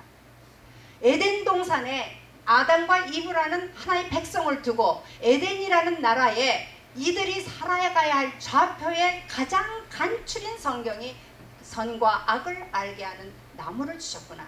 이 나무는 지킬 수 있는 법이 아닙니다. 우리를 죽게 하는 법입니다. 또다시 이 나무 성경이 발전되어서 돌 성경으로 바꿉니다. 민족도 이스라엘로 바뀌고 광대해지고 땅도 이스라엘 땅으로 바뀐 이후에 이들에게 주신 하나님의 율법이 돌 성경입니다. 이것도 우리를 죽게 하는 법입니다. 왜요? 사형 언도를 내릴 법이니까. 그래서 하나님은 선악을 알게 하는 나무를 그거 하나마저도 약속한 대로 지키지 못하는 우리의 불완전성이 우리 하나님과의 원수관계가 될 거를 하나님은 창세 전부터 아셨기에 이미 우리를 창조하기 전에 그리스도를 예비하신 가운데 우리가 태어난 거구나. 아멘. 이거를 깨달으니까 눈물겹더라고요. 하나님이 그렇게 아이를 갖고 싶어하는 마음이 우리들이 아이를 그렇게 해산에 수고를 하고 죽을 똥 쌀똥 하면서도 다시는 안 낳아야지 하면서 저처럼 5가지 낳는 이런 일들이 어디에서 왔나? 하나님의 형상대로 지어진 아버지의 성품이 우리 가운데 있기 때문에 모성이고 부성이고 자식을 해산의 고통을 통해서도 낳는 그 이유가 하나님의 마음에서 온 거라고 생각할 때에 아버지처럼 해산의 수고를 하신 분이 없습니다. 당신을 주셨잖아요. 우리는 안 죽었잖아. 피만 흘리고 산고를 겪었지. 예수님은 당신을 전체를 주고 우리를 건지신 겁니다. 그리스도 안에서. 그런데 제가 오늘 여러분 앞에서 우리 목사님들 앞에서 더 흥분되는 거는 제가 목사님 한 분 한 분을 도장 찍어 뵐 수 있는 이유는 뭐냐면 저는 말씀에서 이런 말씀이요. 늘 읽던 말씀인데 어느 날 확 제 가슴을 쳤습니다. 요한복음 6장 44절 예수님께서 직접 하신 말씀입니다. 아버지께서 내게로 이끌지 아니하시면 아무라도 내게로 올 수 없다. 아버지께서 내게로 이끌지 아니하시면 아무라도 내게로 올 수 없다. 우리가 예수 믿은 것도 무엇 때문에 왔습니까? 창조주 하나님이십니다. 그냥 아버지라고 표현하는 것보다 이 세상 우주 만물을 다스리시는 그분이 우리를 이끌어내서 예수 믿게 하신 거예요. 그래서 에베소 2장 8절과 9절에 뭐예요? 내가 그 은혜로 믿음으로 말미암아 구원을 얻었나니 이것이 너에게서 난 것이 아니고 하나님의 선물이다 그랬잖아요. 우리는 다 그렇게 선택받아서 왔어요. 그러면 오늘의 이 자리도 우연이 없잖아요. 참새 한 마리도 하나님이 허락지 아니하시면 떨어지는 법이 없다는 하나님의 말씀을 진정 우리가 믿음으로 받는다면 오늘 여러분과 나와의 만남도 우연이 아닙니다. 그리고 제가 이 강대상에 쓰고 우리 목사님들께서 제가 그동안 하나님께서 저의 삶을 통해 역사하신 그 내용을 함께 나눌 수 있게 한 것도 우리 하나님의 계획 가운데 하나라고 저는 분명히 믿기 때문에 오늘 목사님들 한 분 한 분의 모습을 뵙는 거 제게는 흥분입니다. 세상에 내놓을 것도 없고 아직 이름도 없고 빛도 없지만 하나님께는 빛이 있고 여러분의 빛이 있고 우리 목사님들이 보배롭고 존귀한 우리 하나님의 눈에는 보배롭고 존귀한 분들이 앉았기 때문에 저 또한 그러한 심정으로 여러 우리 목사님들과 사모님들을 뵈면서 기쁨이 큽니다. 아무튼 그래서 제가 그때 그런 은혜를 갖고 나서 제일 좋아하면서 찬양을 부른 것이 처녀 시절에 이 저장미꽃 위에 이슬입니다. 그때부터 저를 부르셨나봐요. 난 소명이 뭔지도 몰랐었을 때니까요. 누가 가르쳐주지도 않으니까. 근데 여기에 밤 깊도록 동산 안에 주와 같이 있으려 하나 힘든 세상에 할 일 많아서 날 가라 명하신다 주가 나와 동행을 하면서 나를 친구 삼으셨네 우리 서로 받은 그 기쁨은 알 사람이 없도다. 제가요 오늘 이 찬양을 드렸잖아요. 말씀을 좀 이제 나누기 전에 우리 이 영어로 우리 목사님들 수준 높게 영어 찬양을 1절만 여러분들하고 함께 나누고 싶습니다. 제가 이 찬양 영어가 너무너무 좋아서요. 제가 눈물을 흘리며 찬양을 부르는데 저 보세요. 수준 높게 이거 1절만은 우리 목사님들이 혼자 흥얼거릴 수 있을 정도로 좀 아셨으면 좋겠습니다. I come 내가 왔다. 어디에? To the garden. Alone 한 건 뭐예요? 나 혼자서 지금 가든에 온 거예요. I come to the garden alone while the dew is still on the roses. 아직도 dew, 이슬이 장미 위에 있을 때에 내가 혼자서 가든에 왔다. 그러니까 이슬이 안 없어졌을 때는 대체적으로 시간이 언제입니까? 새벽이지요. 그때 간 거예요. 근데 보이스가 들리는 거예요. 제가 주님의 음성을 들으면서 이렇게 은혜를 받는데 The voice I hear falling on my ear 내 귀에 떨어지는 주님의 음성이 들리는데 그러더니 The Son of God disclosed 하나님이 현현한 거예요. 예수 하나님의 아들이 내 앞에 나타난 거예요. 그러면서 그가 나와 어떻게 해요? And he walks with me 나하고 같이 걷고 and he talks with me 나하고 함께 말하고 그리고 그가 말하기를 나는 그의 것이라고 얘기를 했대요. And he tells me I am his own. 목사님들 이 고백이 여러분의 고백이 아닙니까? 우리 어린아이처럼 오늘 이 시간에 함께 해요. 사모가 그래서 뭐 한가 할 건가 이렇게 생각 다 내려놓으시고 이 아주 진짜 돌처럼 급하니까 돌과 나비게 입을 열으시는 주님의 마음 심정을 이해하셔서 오늘 이 찬양을 어린아이처럼 한번 하시기 바랍니다.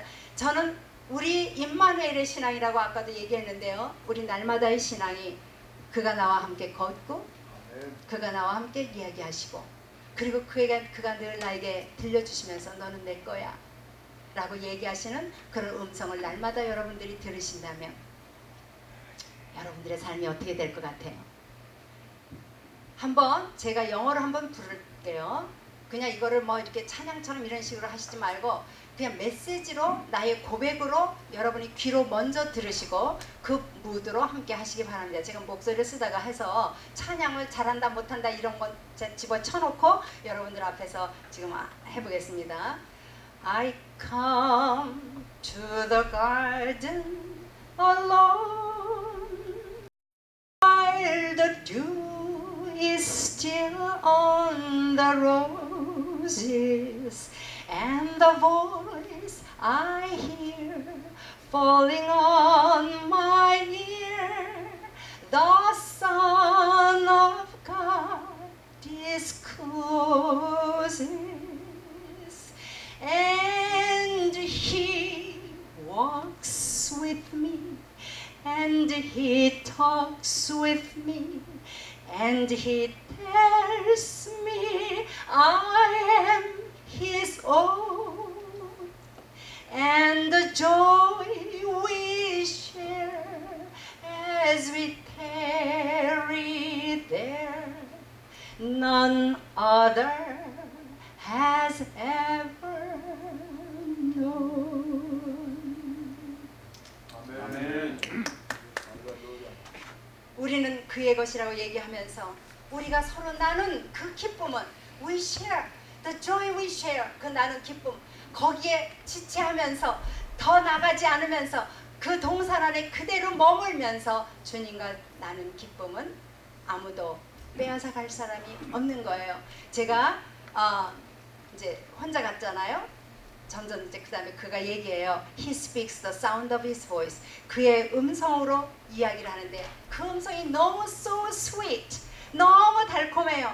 그리고 그 달콤한 소리 때문에 the birds hush their singing. 새들도 소리를 죽이고 예수님의 음성을 듣는 그런 상상을 한번 해보세요. 그런데 그 멜로디가 the melody that he gave to me, 그 예수님의 소리가 음악 소리로 들리는데 그가 나에게 주신 것이 within my heart, 내 마음에 is ringing, 자꾸 쨍쨍쨍쨍 울리는 거예요. 그러면서 그가 나하고 얘기한대요. 이런 찬양을 여러분들이 주님과의 동행할 때 직접 부르신다고 생각을 해보세요. 제가 마지막 찬송이 젊은 시절에 맨날 3절을 그렇게 울면서 부르는 건데요. 이 3절 보세요. I'd stay in the garden with him. 이제는 혼자 간 게 아니라 그 가든에 그와 함께 있어요. 근데 이 내용 좀 보세요. Though the night around me be falling. 지금 밤도깨비가, 밤짖는 깨비가 지금 천히 내 곁을 둘러싸는 거예요. 가든에 저녁이 오는 거예요. 황혼이 곁드는 그런 Though the night around me falling. 밤이 떨어지고 있어 나한테. But he bids me go. 그런데 하나님은 나를 강권해서 가라 하신다. Through the voice of all.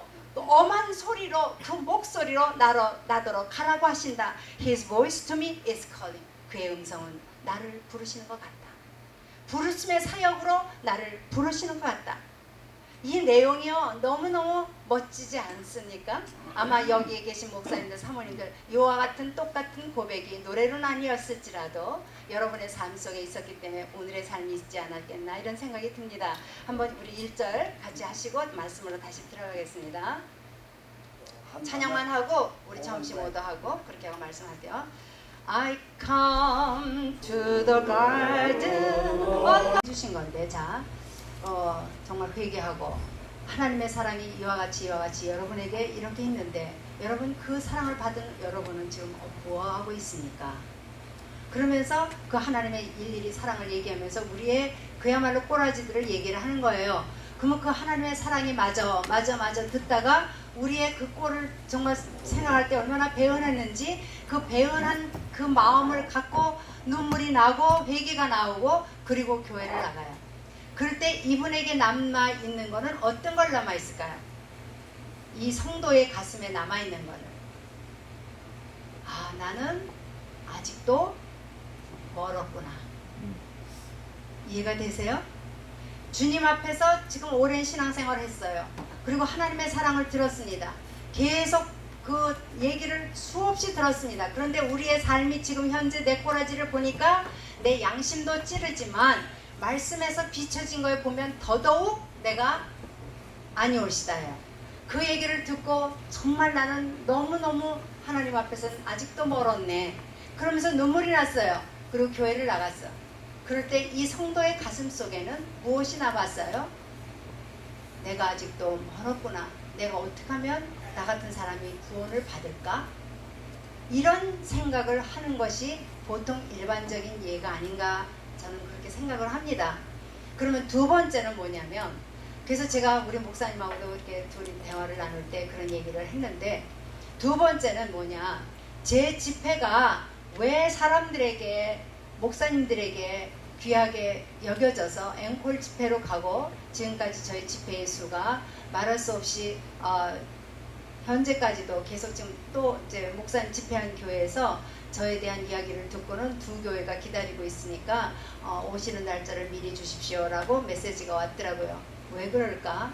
왜 그러냐면 깨우침도 있으면서 하나님의 사랑에 부음바 되어져서, 맞아, 나는 이렇게 부족한데도 불구하고 우리 하나님이 나를 그렇게 사랑해 주셨구나, 하나님 너무 감사합니다, 그리고 교회 문을 나가게 하시는 설교를 하시는지 어떤 게 더 오를 것 같아요?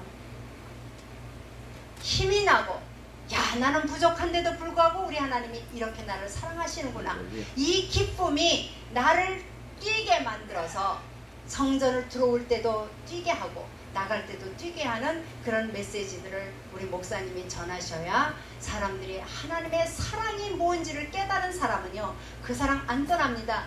연애하는 사람들이요, 머리를 깎아도 나갑니다.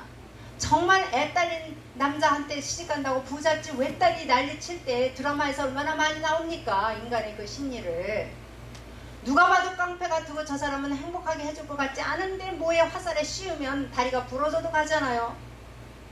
그 하나님의 사랑에만 우리 성도들이 매이게 되면 이것저것 하라고 얘기하지 않아도 주님 원하는 거를 막 허겁지겁 찾아서라도 주님 앞에 내 사랑의 표현을 할 수 있는 사람으로 바뀌게 되는 것이, 이것이 우리 신자들의 정석인 삶이 되어야 한다고 저는 믿습니다.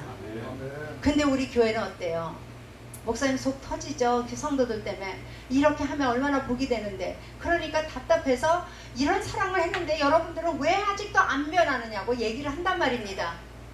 아니고요, 목사님, 그럴지라도 그렇게 못하는 사람들에게 오늘 와서 무엇을 배우고 가야 하냐면, 하나님이 당신을 얼마나 지금 섬세하게 사랑하시는지를 가르쳐 주어야 합니다. 그래서 그 사랑에 만용을 하거나 함부로 하는 그것만 절제 있게 말씀을 비벼서 잘 만들어 주시면 성도들이 하나님의 사랑이라고 핑계대면서 마음 놓고 죄 저지르는 일을 할 수가 없지요. 그건 사랑이 아니지요. 그래서 우리가 성경을 볼 때도, 우리 목사님들부터도 성경을 보실 때 내가 하나님 앞에서 지금 어떻게 해야 하나, 어떻게 하지 말아야 되나, 이거를 절대로 보시지 마세요. 저는 그렇게 얘기하고 싶습니다. 뭘 봐야 되냐면, 하나님이 나를 향한 사랑이 어떤 거였나. 난 그동안 우리는 이방이었기 때문에 더군다나 하나님에 대해서 몰랐잖아요. 그러니까 하나님이 나에 대해서 어떠한 사랑을 갖고 계셨나, 예수님의 사랑이 어떻게 그 길이와 넓이와 깊이와 높이가 얼마나 충만하게 나를 충만하게 하시는지, 그 예수의 사랑이 어떤 건지 그거 찾으려고 보고를 캐시는 성경을 읽으신다면, 우리 목사님들부터가 목사님의 하나님의 사랑으로 완전히 들끓어서 이 사랑을 나눠주려는, 예수 그리스도의 사랑을 성도들에게 나눠줄 수 있는 그러한 목회자들이 되실 수 있을 거라는 얘기입니다. 성경이 그렇게 돼 있는데 우리는 자꾸만 사형 언도를 하는 그런 설교를 합니다. 신약은 예수님을 보게 합니다. 구약은 사형의 책입니다. 사형 언도의 결과가 너는 누구다? 죄인이다. 그래서 몽학 선생이 돼서 그러면 내가 어떻게 하여야 구원을 얻으리까? 그래서 구약의 모든 거울을 통하여 내가 나 자신을 알게 하셔서 예수 그리스도 앞으로 두 손 들고 천부여 의지 없어서 하고 올 수 있도록 몽학 선생 노릇을 하는 거고, 오셔서 신약의 십자가는 예수의 사랑을 보게 합니다. 그래서 우리는 예수님의 사랑을 접함으로 인해서 성도들의 삶이 변화되고 부활의 증인이 되어야 되고, 정말 그 어떤 것도 두려움 없이 세상을 향하여 나갈 수 있는 그리스도의 십자가의 군사가 될 수 있도록 하는 것은 우리 목사님들이 우리 성도들을 양육하는 데 있어서 꼭 해야 할 우리 주의 종의 사명이라고 저는 생각합니다. 그런데 목사님들부터가 여기 계신 목사님들이라고 저는 얘기를 하고 싶지 않습니다. 그러나 각자가 주님 앞에서 생각해 보세요. 정말 주님의 부으시는 사랑을 아십니까? 정말 주님의 사랑이 얼마나 큰지를 좀 아시느냐고요. 이거는 아는 정도가 아니라 오버플로잉이 돼서 여러분들의 얼굴에 해같이 빛나야 됩니다.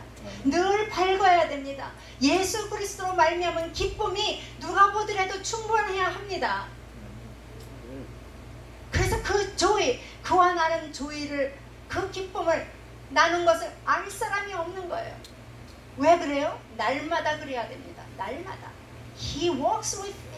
그리고 talks with me 하시는, 날마다 나와 함께 하시는 예수님을 날마다 접하신다면 그분에게 설교 준비가 뭐 필요하냐고 제가 그랬어요. 오죽하면 그날 우리 목사님들 앞에서, 우리 목사님 맨 앞에 앉았다 내가 이런 마누라하고 사니 얼마나 힘들겠냐고 그러셨는데, 주님과 함께 나는 날마다 24시간 속에서 돌아가는 그분의 메시지들이, 여러분 그래서 노트를 항시 갖고 다니셔서 늘 주님과 귀를 열고 묵상을 해보세요. 그러다 깨닫는 거 있으면 메모하세요. 이 주일날 하루 온 성도들에게 40분 설교하는 동안에 담을 게 모자라서 설교 준비가 뭐가 필요해요? 그분들이 신학생들입니까?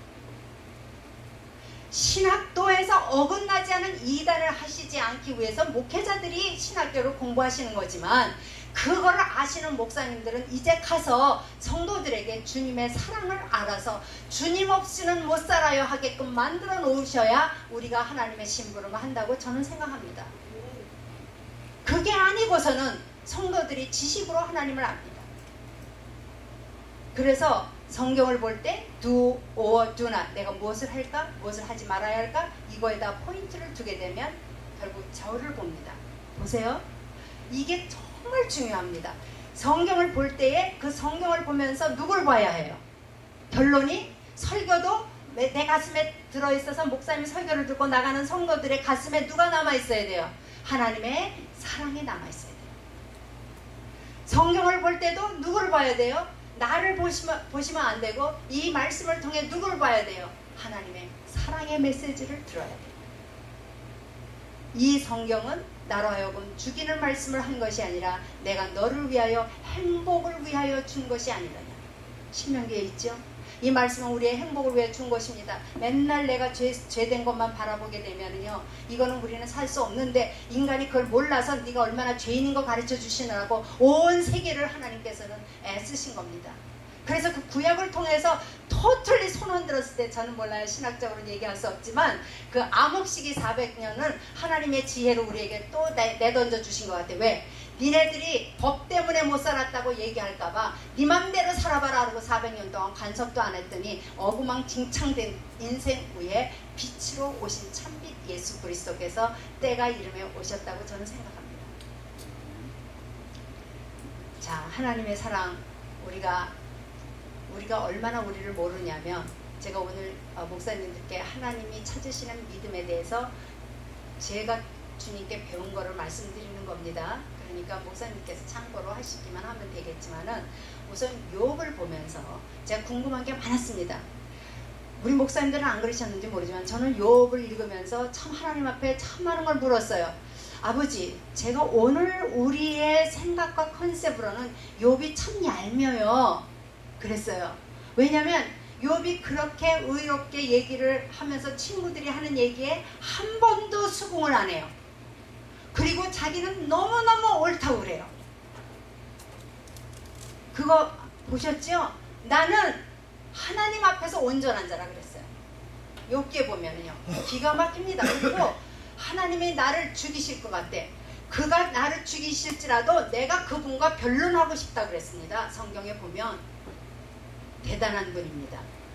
그런데 그분이 그렇게 마귀의 어려움을 당했습니다. 제가 그랬어요. 하나님의 존재 앞에 욥이라는 한 존재는 미물이잖아요. 먼지만도 못하잖아요.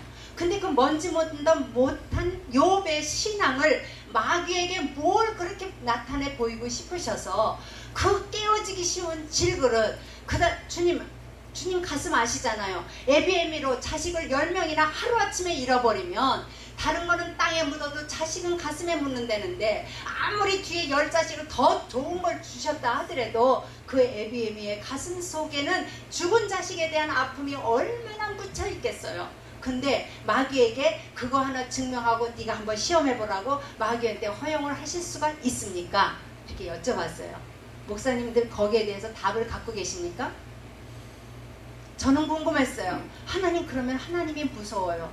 내가 신앙을 잘 가져도 어느 때 마귀에게 휘둘릴 거고, 그렇게 무서운 욥이요 당한 고통이 1, 2년에 끝난 게 아니고 굉장히 오랜 동안에 이 고통을 당한 거예요. 그때까지 주님은 가만 놔둬서 38장에나 나타나십니다. 그렇지만 나타나기 전에 예수와 같이 침례 요한과 같이 그 광야에서 외치는 자로 하나를 두셨더라고. 욥의 친구들 넷 중에서 맨 끝에 엘리후라는 친구가 이름의 뜻도 하나님의 사람이에요. 그래서 그 사람들이 네 세 명의 친구와 욥 니네 다 틀렸다 하면서 한마디 해놓으시고 욥이 거기에 정신을 차린 가운데 간섭하시는 미리 광야에 외치는 소리를 듣게 하게 하시고 주님이 나타나셨구나. 제가 이걸 보면서 야, 우리 하나님에 대해서 다시 한번 생각했는데요. 목사님들 말씀을 다 읽었잖아요.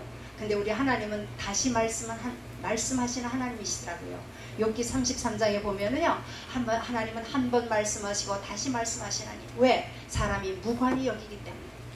그 인생을, 우리 인생을 바꿀 수 있는 우리에게 주시는 기가 막힌 메시지를 주는데도 불구하고 우리가 그 말씀을 무관히 여기기 때문에 한 번으로 끝내지 아니하고 다시 말씀하시나니, 우리가 그 말씀을 가지고 꾀를 부리고 잔꾀를 부리고요, 우리가 얼마나 교만하여질 수 있기 때문에 하나님은 잔자리에서라도 침상에서라도 귀에라도 인치듯 교훈하시는 것이 아버지의 사랑이시더라고요.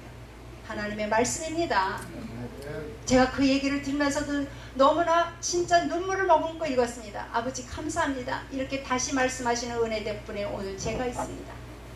그래서 다시 말씀하시는 그 하나님의 은혜가 있는데 욥이 그렇게 당했어요. 제가 여쭤봤어요. 하나님 왜 그렇게 해야만 했느냐고요. 제가 이 말씀을 깨닫고 나니까요, 신약이 뚫려 보이는 거예요. 저 좀 보세요. 누가복음 22장에 네가 다굴기 전에 나를 3번 부인하리라 그러셨잖아요. 그리고 예수님이 하시는 말씀이 있습니다. 누가복음 22장 31절과 32절로 생각하는데요. 이렇게 얘기돼요. 사단이 너희를 나에게 청구하였느니, 새 번역에 보면 ask라고 그러고 옛날 번역에 보면 request라고 그랬어요. 사단이 너희를 나한테 청구했대요. 무슨 소리입니까? 왜 그랬다고 그랬죠? 자, 내니까 하면서 상대편을 보는 눈, 부정의 눈, 남을 판단하는 눈으로 보는 그 세계는 누구의 영역이라고요? 마귀의 영역이에요. 거기다가 베드로가 어떻게 했어요? 나만은 예수님 죽는 자리까지 갑니다라고 자기의 신앙의 최선인 것을 예수님에게 이야기했어요. 교만입니다. 교만입니다. 그래서 우리가 여러 목사님들이나 저나 정말로 마귀의 밥이 되지 않으려면 교만하면 안 돼요. 아멘. 오죽하면 나는 교만하지 않기를 바랍니다. 이거 자체가 교만입니다. 제가 그랬어요. 우리가요, 어두운 밤을 등불이 돼서 비쳤어요. 요만한 불꽃 하나도 비치잖아요. 근데 제가 환하게 비쳤어요. 와, 저 사람이 오니까 여기가 다 밝아졌네. 어깨가 으쓱해요. 그런데 제가요, 교만하지 말라는 뜻을 이렇게 이해했어요. 제가 스스로 푸른 말입니다. 근데 강한 태양빛이 내리쬐면 이 어둠을 비쳤던 이 빛이 나타납니까? 나타납니까? 흔적도 없이 제가 안 보입니다. 뭐 교만을 내려놓을 게 뭐가 있어요? 우리는 하나님 앞에서 보이지도 않는 존재입니다. 그러니까 자랑할 것이 나에게만 있다고 하시잖아요. 우리는 내세울 게 없어요. 그런데 그 베드로가 그렇게 자랑을 했어요. 교만입니다. 그래서 주님께서 하신 말씀이요, 야, 보통 때 그냥 읽었는데요, 이게 눈에 들어오는 거야. 욥기 때문에 구약과 신약에 다 하나님 앞에 청구하는 모습이 나옵니다. 마귀가 당신이 잘해줬으니까 저렇지, 한번 시험해 보겠습니다 이거예요. 이렇게 된 거잖아요. 이쪽도 마귀가 사단이 너희를 청구하였노니 내가 너를 위하여 기도했대요. 근데 너희라고 해놓고 단수로 너로 바뀌셔요. 베드로에게 하신 말씀이에요. 내가 너를 위하여 믿음에서 떨어지지 않기를 기도하였노니 너희가 돌이키거든 어떻게 해요? 내 형제를 굳게 하라.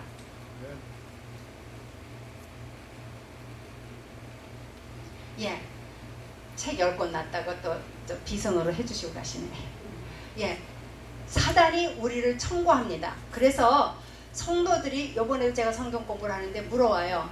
많은 성도들과 아마 목사님들도 똑같은 궁금증이 있으실지 모르겠습니다. 성도들의 삶을 보면서 아니면 당신들의 개인 삶을 보면서 왜 우리에게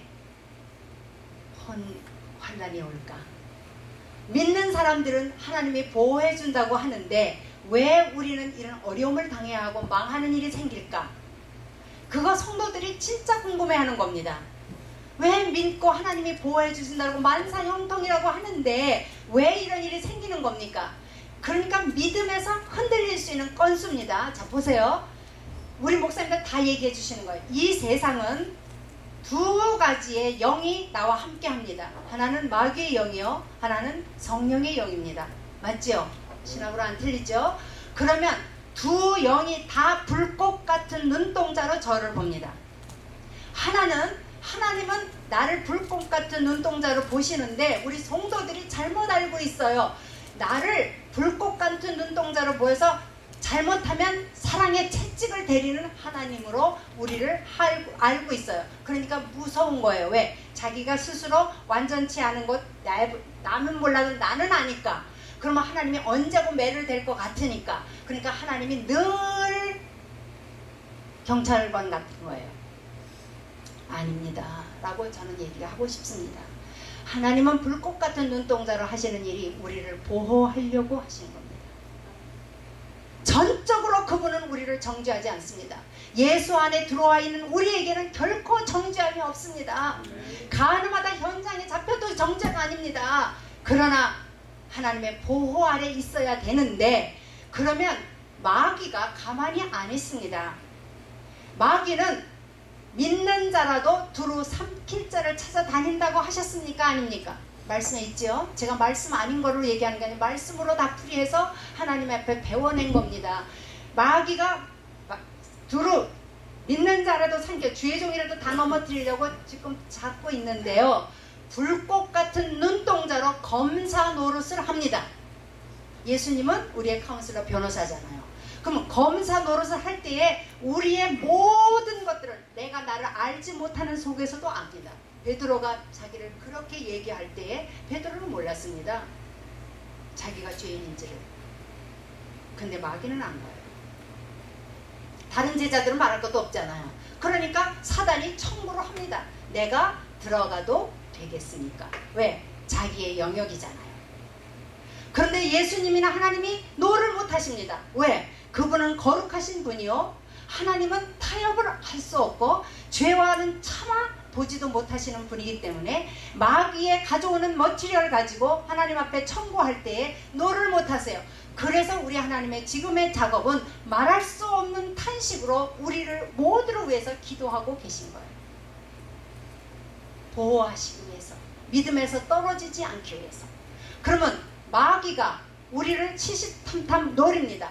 그럴 때 천사는 보호하지만 우리가 계속적인 죄 가운데 있는데, 그래서 우리가 우리의 죄를 서로 자백하면 하나님은 미쁘시고 의로워서 너희 죄를 사하시고 모든 불의에서 건진다는 얘기는 마귀의 덫에서 우리를 보호하신다는 얘기입니다. 그러면 마귀에게 걸려들면 뭐예요? 밀가부르듯 당하는 거예요. 마귀한테. 목사님들도 어떤 환란이 있습니까? 이 땅은요. 근데요, 부끄러워하지 마세요. 예수님도 환란을 당하십니다. 이 땅에서. 이 땅은 환란의 땅입니다. 그러나 그 환란은 우리에게 필수 조건이요. 우리 믿는 사람에게는 두려워할 대상이 아닙니다. 그래서 고난당함이 내게 유익이라 내가 주의 윤례를 배우게 되고, 또 고난을 온전히 기쁘게 여기면 우리가 얼마나 멋진 이 세상을 다스릴 수 있는 기가 막힌 사람들이 되는 겁니다. 고난 없이는 예수 그리스도를 얻을 수가 없습니다. 왜? 내 모습을 고난 통해서 볼 수 있기 때문입니다. 어느 부분이 약한지를 볼 수 있기 때문에 고난은 하나님께서 사용하시는 방법이지만 그것이 누구에 의해서 우리에게 오느냐면 마귀에 의해서 까불러들 닫고 하나님의 말할 수 없는 탄식에 의해서 우리에게 깨우침이 오고 자백하고 고백할 때 그리고 돌아설 때에 우리 하나님 앞으로 다시 돌아와서 보호의 능력 아래 돌아가는 겁니다. 우리 하나님의 세계가 눈에 보이시지요? 제가 이 얘기를 다시 한번 이렇게 할 때 좀 마귀에게 시험 당해서 그래서 욥이 그렇잖아요. 욥이 자기가 너무너무나 완전한 율법주의입니다. 욥은 하나님의 율법에서 자신했습니다. 그럼 신약에 누가 또 그랬죠? 욥이 성경 가운데 하나님도 칭찬한 사람입니다. 이런 자를 보았느냐 할 정도로. 그런데 칭찬할 수 있는 의인이라고 인간으로서 정말 욥처럼 나는 옳게 살았습니다 라고 얘기한 사람 또 하나 있죠. 부자 청년. 율법 지켜라 그랬죠 예수님. 내가 어떻게 선생이여 내가 어떻게 선한 선생이여 그랬더니 예수님 뭐라 그러세요? 너 어찌하여 나를 선하다 하느냐. 선한 자는 누구요? 누구만? 하나님만. 하나님 예수님의 그 가슴 아픈 답답함은 뭐냐면 인간은 아무도 선한 사람이 없어서 예수 외에는 살 수가 없다라는 걸 가르치기 위해서 예수님 당신도 십자가에 달리기 전까지는 순종을 완성하신 분이 아닙니다. 그러니까 선한 분이 누구밖에 없어요? 하나님밖에 없는 거예요. 다 이루신 다음에 그분이 승전고를 올린 거지. 그래서 선한 선생이여 어떻게 하여 내가 영생을 얻으리까 그랬더니 네가 율법을 지켜라 그랬잖아요. 그랬더니 내가 뭐래요? 이 청년이 다 지켰나이다. 그 사람은요 어려서부터도 칭찬을 들었고 사회에서도 칭찬 들었고 자기도 인정해 얼마나 잘 살았는지. 그런데 하나님의 잣대에 저울에는 뭐예요? 그래도 한 가지 부족한 것이 있다. 우리 인간은요 100가지 율법을 다 지켜도 한 가지를 어긋나면 어떻게 돼요? 전체를 어긋난 건데 이 부자 청년은요 하나님을 잃은 거예요. 아무리 율법을 했어도 진정한 그 율법의 주인이신 하나님이 나를 따라오라 그러는데도 안 갔잖아. 그 사람 믿은 게 아니야 종교였지요. 혹시나 우리가 그렇게 산 거 아니지요. 내가 올 때 세상에서 믿음을 보겠느냐 하셨습니다. 진정 우리가 예수 그리스도를 어떻게 믿고 있는지 한번 우리 말씀을 통해서 오늘 우리 점검하고 이런 믿음을 우리 성도들에게도 함께 나눠야 된다고 생각합니다. 아멘. 자, 부자 청년 욥이 그랬습니다. 욥이 얼마나 당당했냐면 하나님하고 변론해서 자기가 이기겠대요. 그가 나를 죽이시겠지만은 그래도 한번 만나서 내가 따져보고 싶다. 내 행위가 어떻게 얼마나 잘못됐는지 한번 난 따져서 묻고 싶다. 이게 욥입니다. 욥은 자기가 누군지를 몰랐습니다. 그러니까 38장에 뭐라 그러세요? 어두운 말로 이치를 그르치는 자가 누구냐? 그러면서 네가 내가 땅에 기초를 놓을 때 거기 있었느냐? 이야, 창조의 근원으로 가시는데 인간이 이쪽 배가 얼마나 하나님 앞에 거룩하다고 한들 그거를 하나님 앞에 함부로 하겠어요? 그러니까 내가 어쩌다 한 번 두 번 입을 벌렸지만 다시는 안 그러겠습니다 라고 얘기하잖아요. 제가 우리 남편 그 무지개 환상 보고 난 다음에 제가 하나님 다시는 내가 입을 닫겠습니다 이랬습니다. 욥이 몰랐습니다. 그러니까 마귀가 온 거예요. 자, 두루 돌아다녔잖아요. 하나님의 아들들도 돌아다니시고 마귀도 돌아다녔습니다. 그리고 욥도 보고 왔습니다. 그럴 때에 욥에 대해서 들어가도 되겠습니까? 한 거예요. 그의 교만은 하늘을 찔렀습니다. 왜? 행위 완전했으니까. 행위 하나님하고도 변론해보겠다고 얘기했어요. 그리고 욥이 오해를 했습니다. 자, 오늘날 우리 목사님들과 우리와 성도들이 하나님을 오해하는 일이 너무나 많은데 욥이 오해를 좀 보세요. 자, 하나님이 나를 죽이신대요.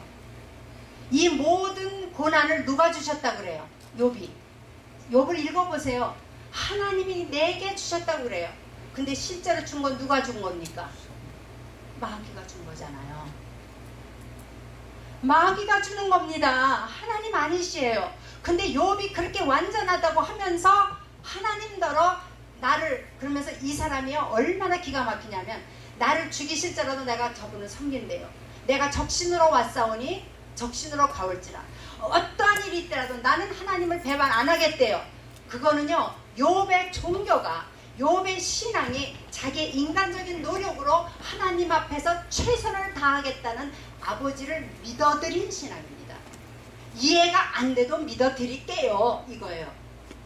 우리 목사님 그러시지 않습니까? 저는 그렇습니다. 저는 그랬습니다. 왜? 교회에서 너무너무 기가 막히고 억울할 때도, 너무 이건 아니다 싶을 때도, 왜 이럴 때도 하나님 그러실지라도 나는 주님을 믿어드려야 해요. 근데요, 그게 아니라 우리가 이 땅에서 하나님을 믿어드리는 믿음으로 내 의가 돼서는 아니 되고요, 하나님의 눈으로 우리의 삶을 바라볼 때는요, 모든 컨셉이 변합니다. 그래서 믿는 사람에게는 죽음과 삶이 일반이어야 돼요. 왜 죽음은 아이고 번이라 그래요? 환난과 평온함이 일반이어야 됩니다. 아멘. 왜? 환난이 오면 기뻐해야 되니까요. 정말 그러실 수 있습니까? 이게 가능한 거를 제가 배웠습니다. 자, 보세요. 누가복음 8장에, 제가 목사님들이시니까 제가 이 성경을 일일이 안 찾습니다만은 누가복음 8장에 있는 얘기인데, 목사님들과 나 오늘 얘기가 말씀을 아시니까 제가 깨달은 이 얘기를 나누고 싶은 게 너무 많아요. 근데 여하간 제가 말이 빨라집니다. 시간이 있어서. 네, 누가복음 8장에 예수님이 제자들더러 저편으로 건너가자 그러셨어요. 그리고 예수님이 배를 탔지요. 그런데 풍랑이 일었습니다. 어느 정도의 풍랑이었습니까? 죽을 만큼의 풍랑이었어요. 내가 올 때에, 인자가 올 때에 세상에서 믿음을 보겠느냐라는 그 소리를 들은 이후로 성경을 믿음에 대해서 찾기 시작하면서 제가 얼마나 많은 거를 듣고 얻고 싸우고 담고, 이거를요, 정말로 이거를, 그러니까 어디 가서 말씀을 들을 때 이건 아닌데가 얼마나 많은지 아셔요? 그 심정 아세요? 하나님이 찾는 믿음이 이건 아닌데라고 많은 목사님들이 얼마나 성도들이요, 말도 못하게 순종하는데 보면 아닌 순종이에요. 하나님이 원하는 순종 아니에요. 종교 순종이지, 지성의 순종이지. 이거요, 다 마지막 날에 하나님 하나도 나는 너를 모른다, 악행을 행하는 자들아 내게서 물러가라 하실 겁니다. 그래서 하나님이 찾는 믿음이 뭐냐? 자, 보세요. 예수님이 가라 한 길이에요. 이 파도길이 다른 사람이 내가 결정한 거 아니라 주님이 가자 했는데도 풍랑은 일었어요. 그거 아셔야 되고, 두 번째, 예수님이 함께 있는데도 풍랑이 일었어요. 우리 신자들이 왜 놀래야 돼요? 그거에. 이 땅은 마귀가 우리를 시시탄탄 놀려서 하나님하고 이간하려고 합니다. 하나님을 못 믿게 합니다. 안 믿는 사람들도 눈을 가려서 하나님을 못 믿게 하고, 믿는 사람이라도 하나님을 오해하게 만들고 원망하게 만들고 세월호 같은 사건을 통해서 우리를 뒤집어 놓으려고 합니다. 이게 마귀의 의도이기 때문에 어떤 것들이 이해될 수 없는 것들이 우리에게 쳐부셔 들어오는 거를 우리는 놀라면 안 돼요. 당연한 거기 때문에. 그런데 같이 가자고 했고 주님이 계신데도 불구하고 파도를 이르는데 어느 정도의 파도냐? 죽을 만큼의 파도예요. 근데 예수님이 주무셨어요, 거기서. 어떤 분이 그래요. 우리와 똑같은 성정이라면서 어떻게 제자들이 그렇게 죽을 똥 살똥 하는데도 주님은 주무실 수가 있느냐? 아마 깼는데도 불구하고 제자들이 어떻게 하나 보려고 계신 거 아니겠냐요? 아니요. 말씀이 주무신다고 하면 주무신 거예요. 근데 왜 그랬을까? 제게 알아요. 아버지 나 알아요. 막 제가 그랬어요. 뭐예요? 예수님께는 풍랑과 잔잔함이 일반이니까. 왜요? 그분은 일어나셔서 증거가 있어요. 자, 일어나서 뭐라 그러셨습니까? 풍랑 앞에서 한마디 하셨어요. Be still. 그러니까 그렇게 뛰던 것들이 네 그러고 그냥 얌전해졌잖아요. 그분은, 예수님은 하나님이 누구신지를 알았습니다. 하나님이 어떠한 존재인지를 알고 아들의 말을 들으시는 것을 믿었어요. 그러니까 겁이 없었어요. 그럼 우리는 누굽니까? 우리가 신음에도 응답하신다고 얘기 안 하십니까? 그럼 우리의 이야기를 주님이 들으신다는 것을 믿습니까? 안 믿습니까? 믿잖아요. 그런데다 그 하나님은 어떤 하나님이야? 전지전능, 바람과 파도도 잔존케 하시는 그 하나님이 누구예요? 우리의 아버지시잖아요. 예수의 이름으로만 구하면 다 들어주시잖아요. 그런데 어떻게 우리는 지금 이 땅에서 맨날 오그리고 살면서 세상을 다스려야 될 십자가의 군사들이 교회 식구에 연연하고 주님의 임마누엘의 기쁨을 못 누리고 사는지 제가 교회마다 그 얘기를 하는 거예요. 변화산의 기쁨이 얼마나 컸길래 여기가 좋사오냐고 안 내려가고 싶겠어요. 목사님들이 그런 기쁨이 예수와 함께 누리셔야 될 줄로 저는 압니다. 여기가 좋사온이에요. 날마다가. 그래서 거기 네가 있는 그곳이 천국이라 하신 거예요. 예수가 계시잖아요. 그런데 제자들이 깨웠어요. 저는 믿음에 대해서 관점을 가지고 그걸 보다가 제자들에게 감동을 했어요. 왜냐하면 전에 읽었던 거지만요, 하나하나 단어를 이렇게 줄로 하는데 감동을 해서 왜? 이 제자들의 믿음은 크다 이렇게 생각했어요. 왜요? 지금 어부들이잖아요. 잔뼈가 갈릴리 바다에서 굵은 사람들이에요. 프로페셔널이라는 얘기입니다. 그 사람이 인간도 할 수, 오늘날의 과학으로도 할 수 없는 천재지변을 목수인 예수더러 프로들이 해달라고 한 거예요. 자기의 경험을 통해서도 한 번도 경험해보지 못한 풍랑과 파도에 대해서 프로들이 못 감당하는 그 유대인의 사고에는 천재지변을 좌지우지하시는 분은 하나님이라고만 생각하는 그 사고방식의 유태인이 자고 있는 예수를 깨워서 우리를 도와달라고 했을 때는 이분을 누구로 봤을까요? 하나님 정도라 하나님하고 교통하는 아주 특별한 분으로 봤겠죠.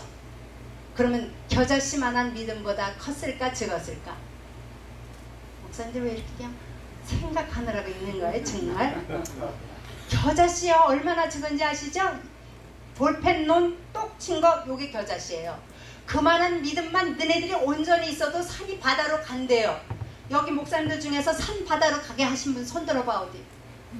저를 포함하여. 지나고 나니까 산이 바다같이 됐더라고. 하나님의 은혜로. 근데 그 믿음을 그때 당시에 못 갖고 산 거예요. 지지공상하면서 그냥 애걸복걸하면서 지나오고 나니까 산이 바다가 됐더라고. 우리가 그때 당시에 강한 믿음만 있었더라면 얼마나 멋진 역사를 예수님처럼 해냈을까. 자, 그 믿음이 난 커야 되는 줄 알았어. 성숙해야 되는 줄 알았어요. 믿음이 자라야 된다고 생각해서. 아니더라고요. 왜? 안진뱅이가 일어나는 거 믿음 하나로 그냥 그 자리에서 일어났잖아요. 그 사람이 언제 신앙적으로 클세 믿음이 예수님을 바라보는 믿음이 클 수 있는 기간이 있었냐고요. 우리 너무 예수님 모르고 있어요. 저를 포함해요.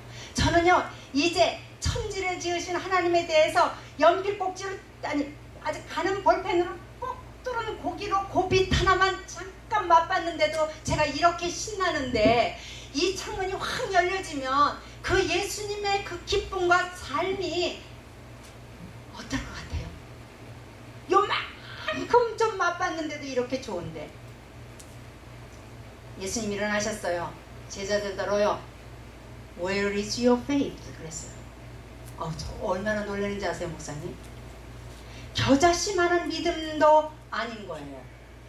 너 믿음 어디 두었느냐? 제가 깜짝 놀라서 영어로 다른 복음을 찾아봤어요. You have no faith. 없대요.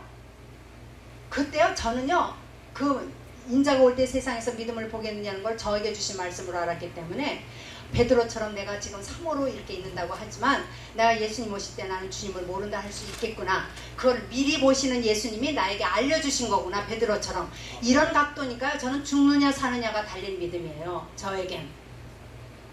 우리 믿음 없이면 하늘나라 못 가요. 돈으로도 못 가요. 경험으로도 못 가요. 어여뻐도 못 가요. 뭘로 가요? 믿음으로 가는 나라.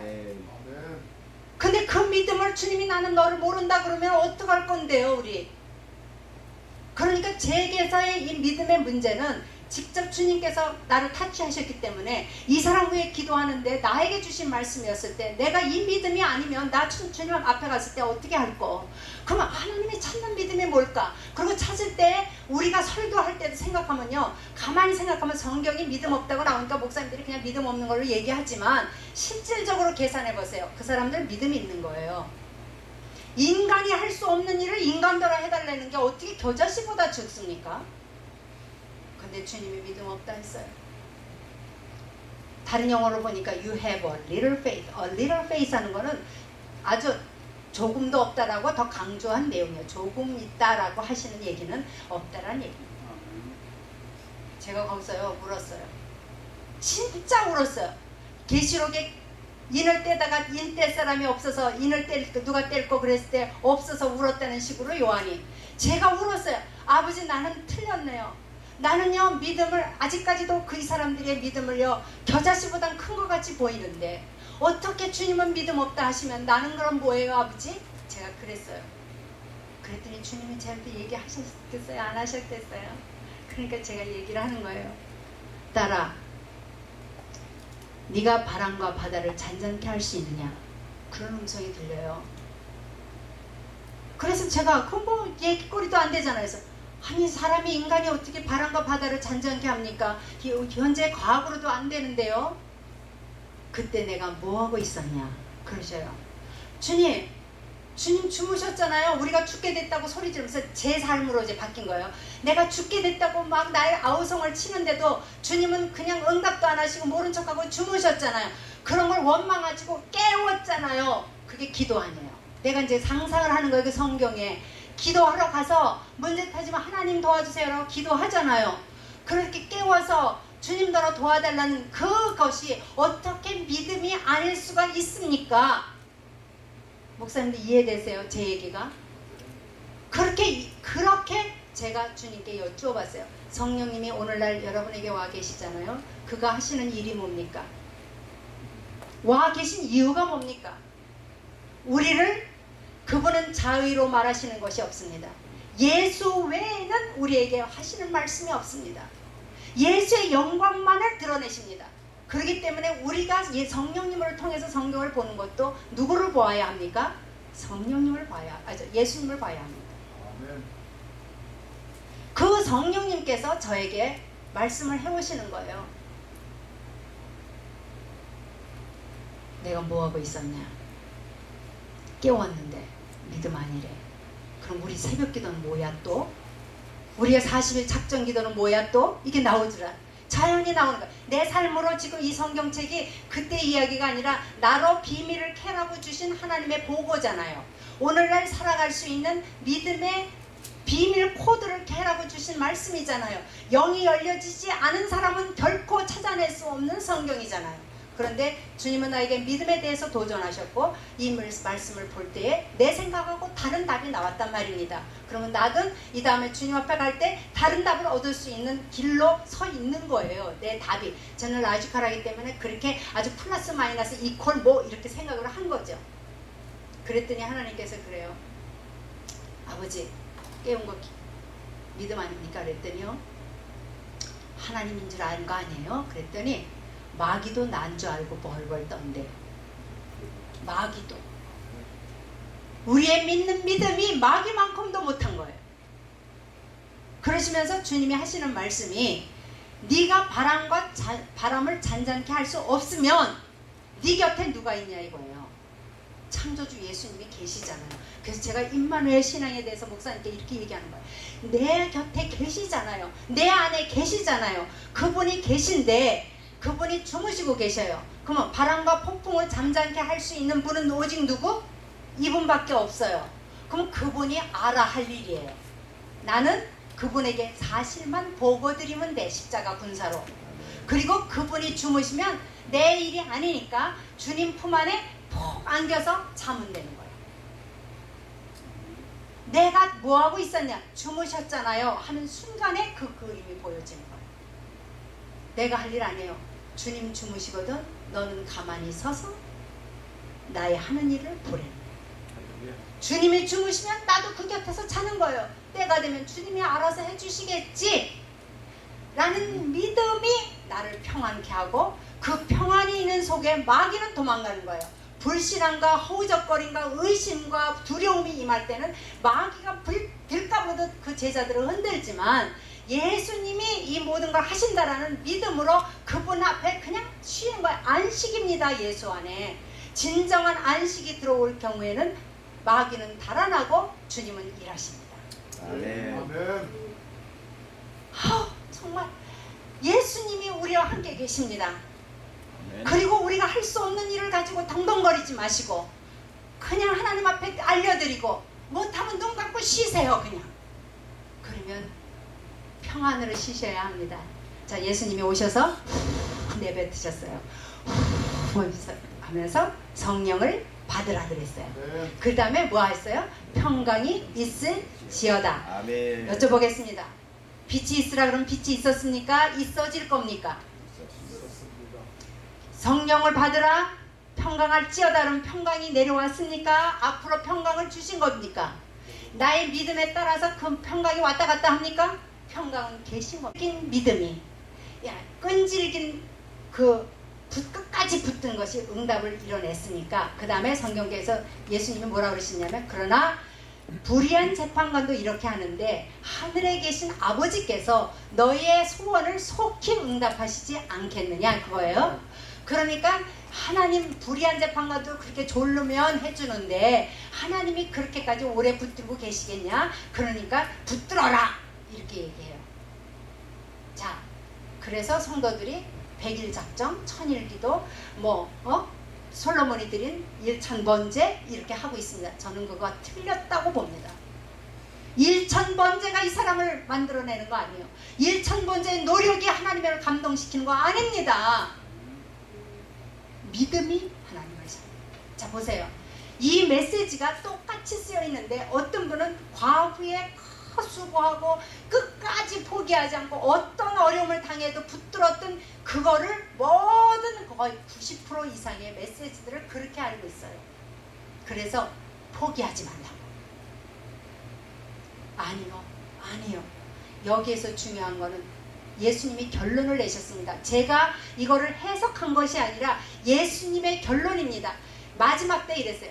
그렇다면 이렇게 끈질기게 포기하지 아니하고 이 모든 문제를 해결할 자 누구겠느냐 이렇게 물으셔야 되는데 인자가 올 때에 이런 믿음을 보겠느냐 하신 거예요. 보세요. 과부가 그 불의한 더럽고 아도매치한 재판관을 포기하지 않고 간 거는요. 이 과부에게 있는 뭐예요? 저 불의한 재판관일지라도 내 문제를 해결해 줄 인간은 저 인간밖에 없다 라는 믿음이 그 과부를 그렇게 만든 거예요. 얼마나 차이 나는지 아시죠? 내가 노력으로 받아낸 게 아니고요. 그 사람에 대한 믿음이 그 과부의 행동을 일으켰단 말입니다. 아멘. 이게 성도들의 삶의 근본적이 돼야 됩니다. 예수 그리스도를 알아야 그분이 누군지를 알아야 그분이 주시는 축복이 뭔지를 알아야 내가 얼마나 행복한지를 알아야 이 성도들의 열심히 일어난다는 얘기입니다. 근데 우리는 열심히 내서 축복받아야 된다고 얘기합니다. 얼마나 우리 목사님들이 잘못된 왜냐면 우선 성도들이 그렇게 열심을 내야 내가 기분이 좋고 교회가 헌금도 좀 더 생기고 제사장처럼 대우받아야 목사님들이 그래도 여행 갈 때 주머니에 헌금이라도 받으십니까? 이건 제가 목회자 안에 있기 때문에 할 수 있습니다. 아닙니다. 주님이 누구신지를 알아야 이 과부와 같은 열심히 일어나는데 예수님이 그래. 그러나 이런 믿음을 가지고 졸르는 하나님이 속히 응답 안 해주시겠냐 이 소리예요. 이런 믿음을 가지고 예수 하나님을 찾는 사람에게 불의한 재판관도 그 믿음 때문에 넘어가는데 하나님이 안 해주시겠냐는 얘기지 이거는 행위가 아니라 그 여인의 믿음을 얘기하는 거예요. 아멘. 이게 하나님의 찾는 믿음입니다. 여러분이 뭔가를 하려고 하지 마세요. 배를 수선해서 그 풍랑에서 내가 온갖 살아온 경력을 다해서 해도 안 돼. 그래서 주님 나 이거 죽게 되었습니다 하고 흔들어 깼어요. 내가 죽게 되었다고 슬퍼요 기뻐요. 지금 이 사람들 말도 못하게 지금 사색이 된 모양입니다. 그러니까 믿음 없는 거예요. 지금 네가 누구와 함께 있느냐? 내가 함께 있지 않냐? 어떻게 죽었다고 생각을 하냐 니네들이. 내가 있는데 이 소리예요. 그렇다면 우리 목사님들 곁에 예수 그리스도가 있으시잖아요. 어제나 오늘이라 동일하신 예수님께서 세상 끝날까지 어떻게 하겠다고 그러셨어요? 나와 함께 하시겠다고 하셨어요. 12시인데요. 조금 더 해도 되겠습니까? 아직 밥이 안 왔으니까 좀 할까요? 제가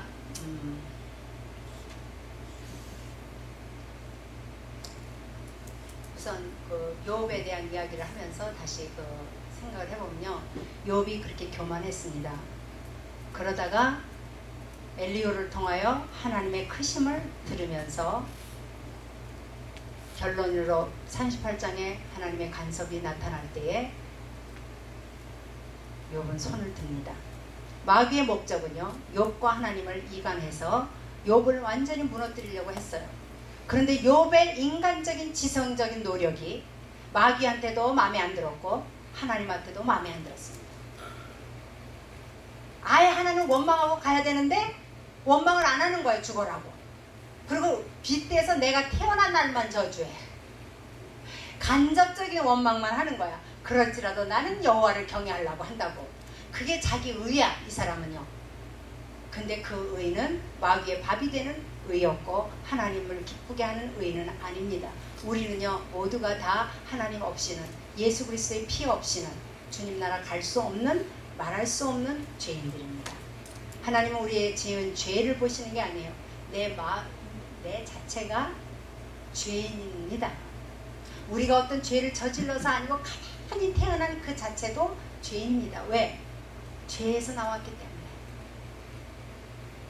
그래서 우리는 하나님 없이는, 예수 그리스도의 십자가 없이는 안 되는데, 그렇게 우리는 조금만 알았다 하면 목회자들끼리 누구를 비평합니다. 성도들끼리 알았다고 하면 그걸 가지고 비평합니다. 우리는 비평의 대상이, 비평은 하나님만이 하시는 일이기 때문에 그래서 제가 이렇게 해요. 팩트는 얘기해야 하고 봐야 합니다. 근데 그 팩트도 내 눈에 따라서 잘못 봅니다. 그래서 우리가 하나님의 기준일 수는 없어요. 그러나 어떤 사람에게는 이게 아무것도 아니고 그냥 지나갈 수 있는 건데 나한테는 바위처럼 느껴져서 정말 스트레스가 쌓일 수가 있어요. 그랬다 너 틀렸다고 할 수는 없습니다. 왜? 그 사람이 느끼는 바위니까. 그러면 비평은 뭐냐? 제가 그렇게 가르칠 때에 이런 얘기를 예화를 했어요. 비평은 왜 바위가 여기 있어야 돼? 아니 왜? 그리고 또 하필이면 왜 여기 있어야 돼? 세상에 난 저 바위 때문에 내가 정말 미치겠네. 이거는 비평입니다. 그런데 팩트는 뭐냐면 봐야 합니다. 아, 바위가 여기 있네. 그리고 바위를 피해서 가는 거예요. 그래서 물이 바위를 지나갈 때 어떻습니까? 바위를 돌아 내려가잖아요. 그럼 그 바위도 깎입니다. 그리고 물이 더 오버플로잉이 될 때는 바위를 넘어갑니다.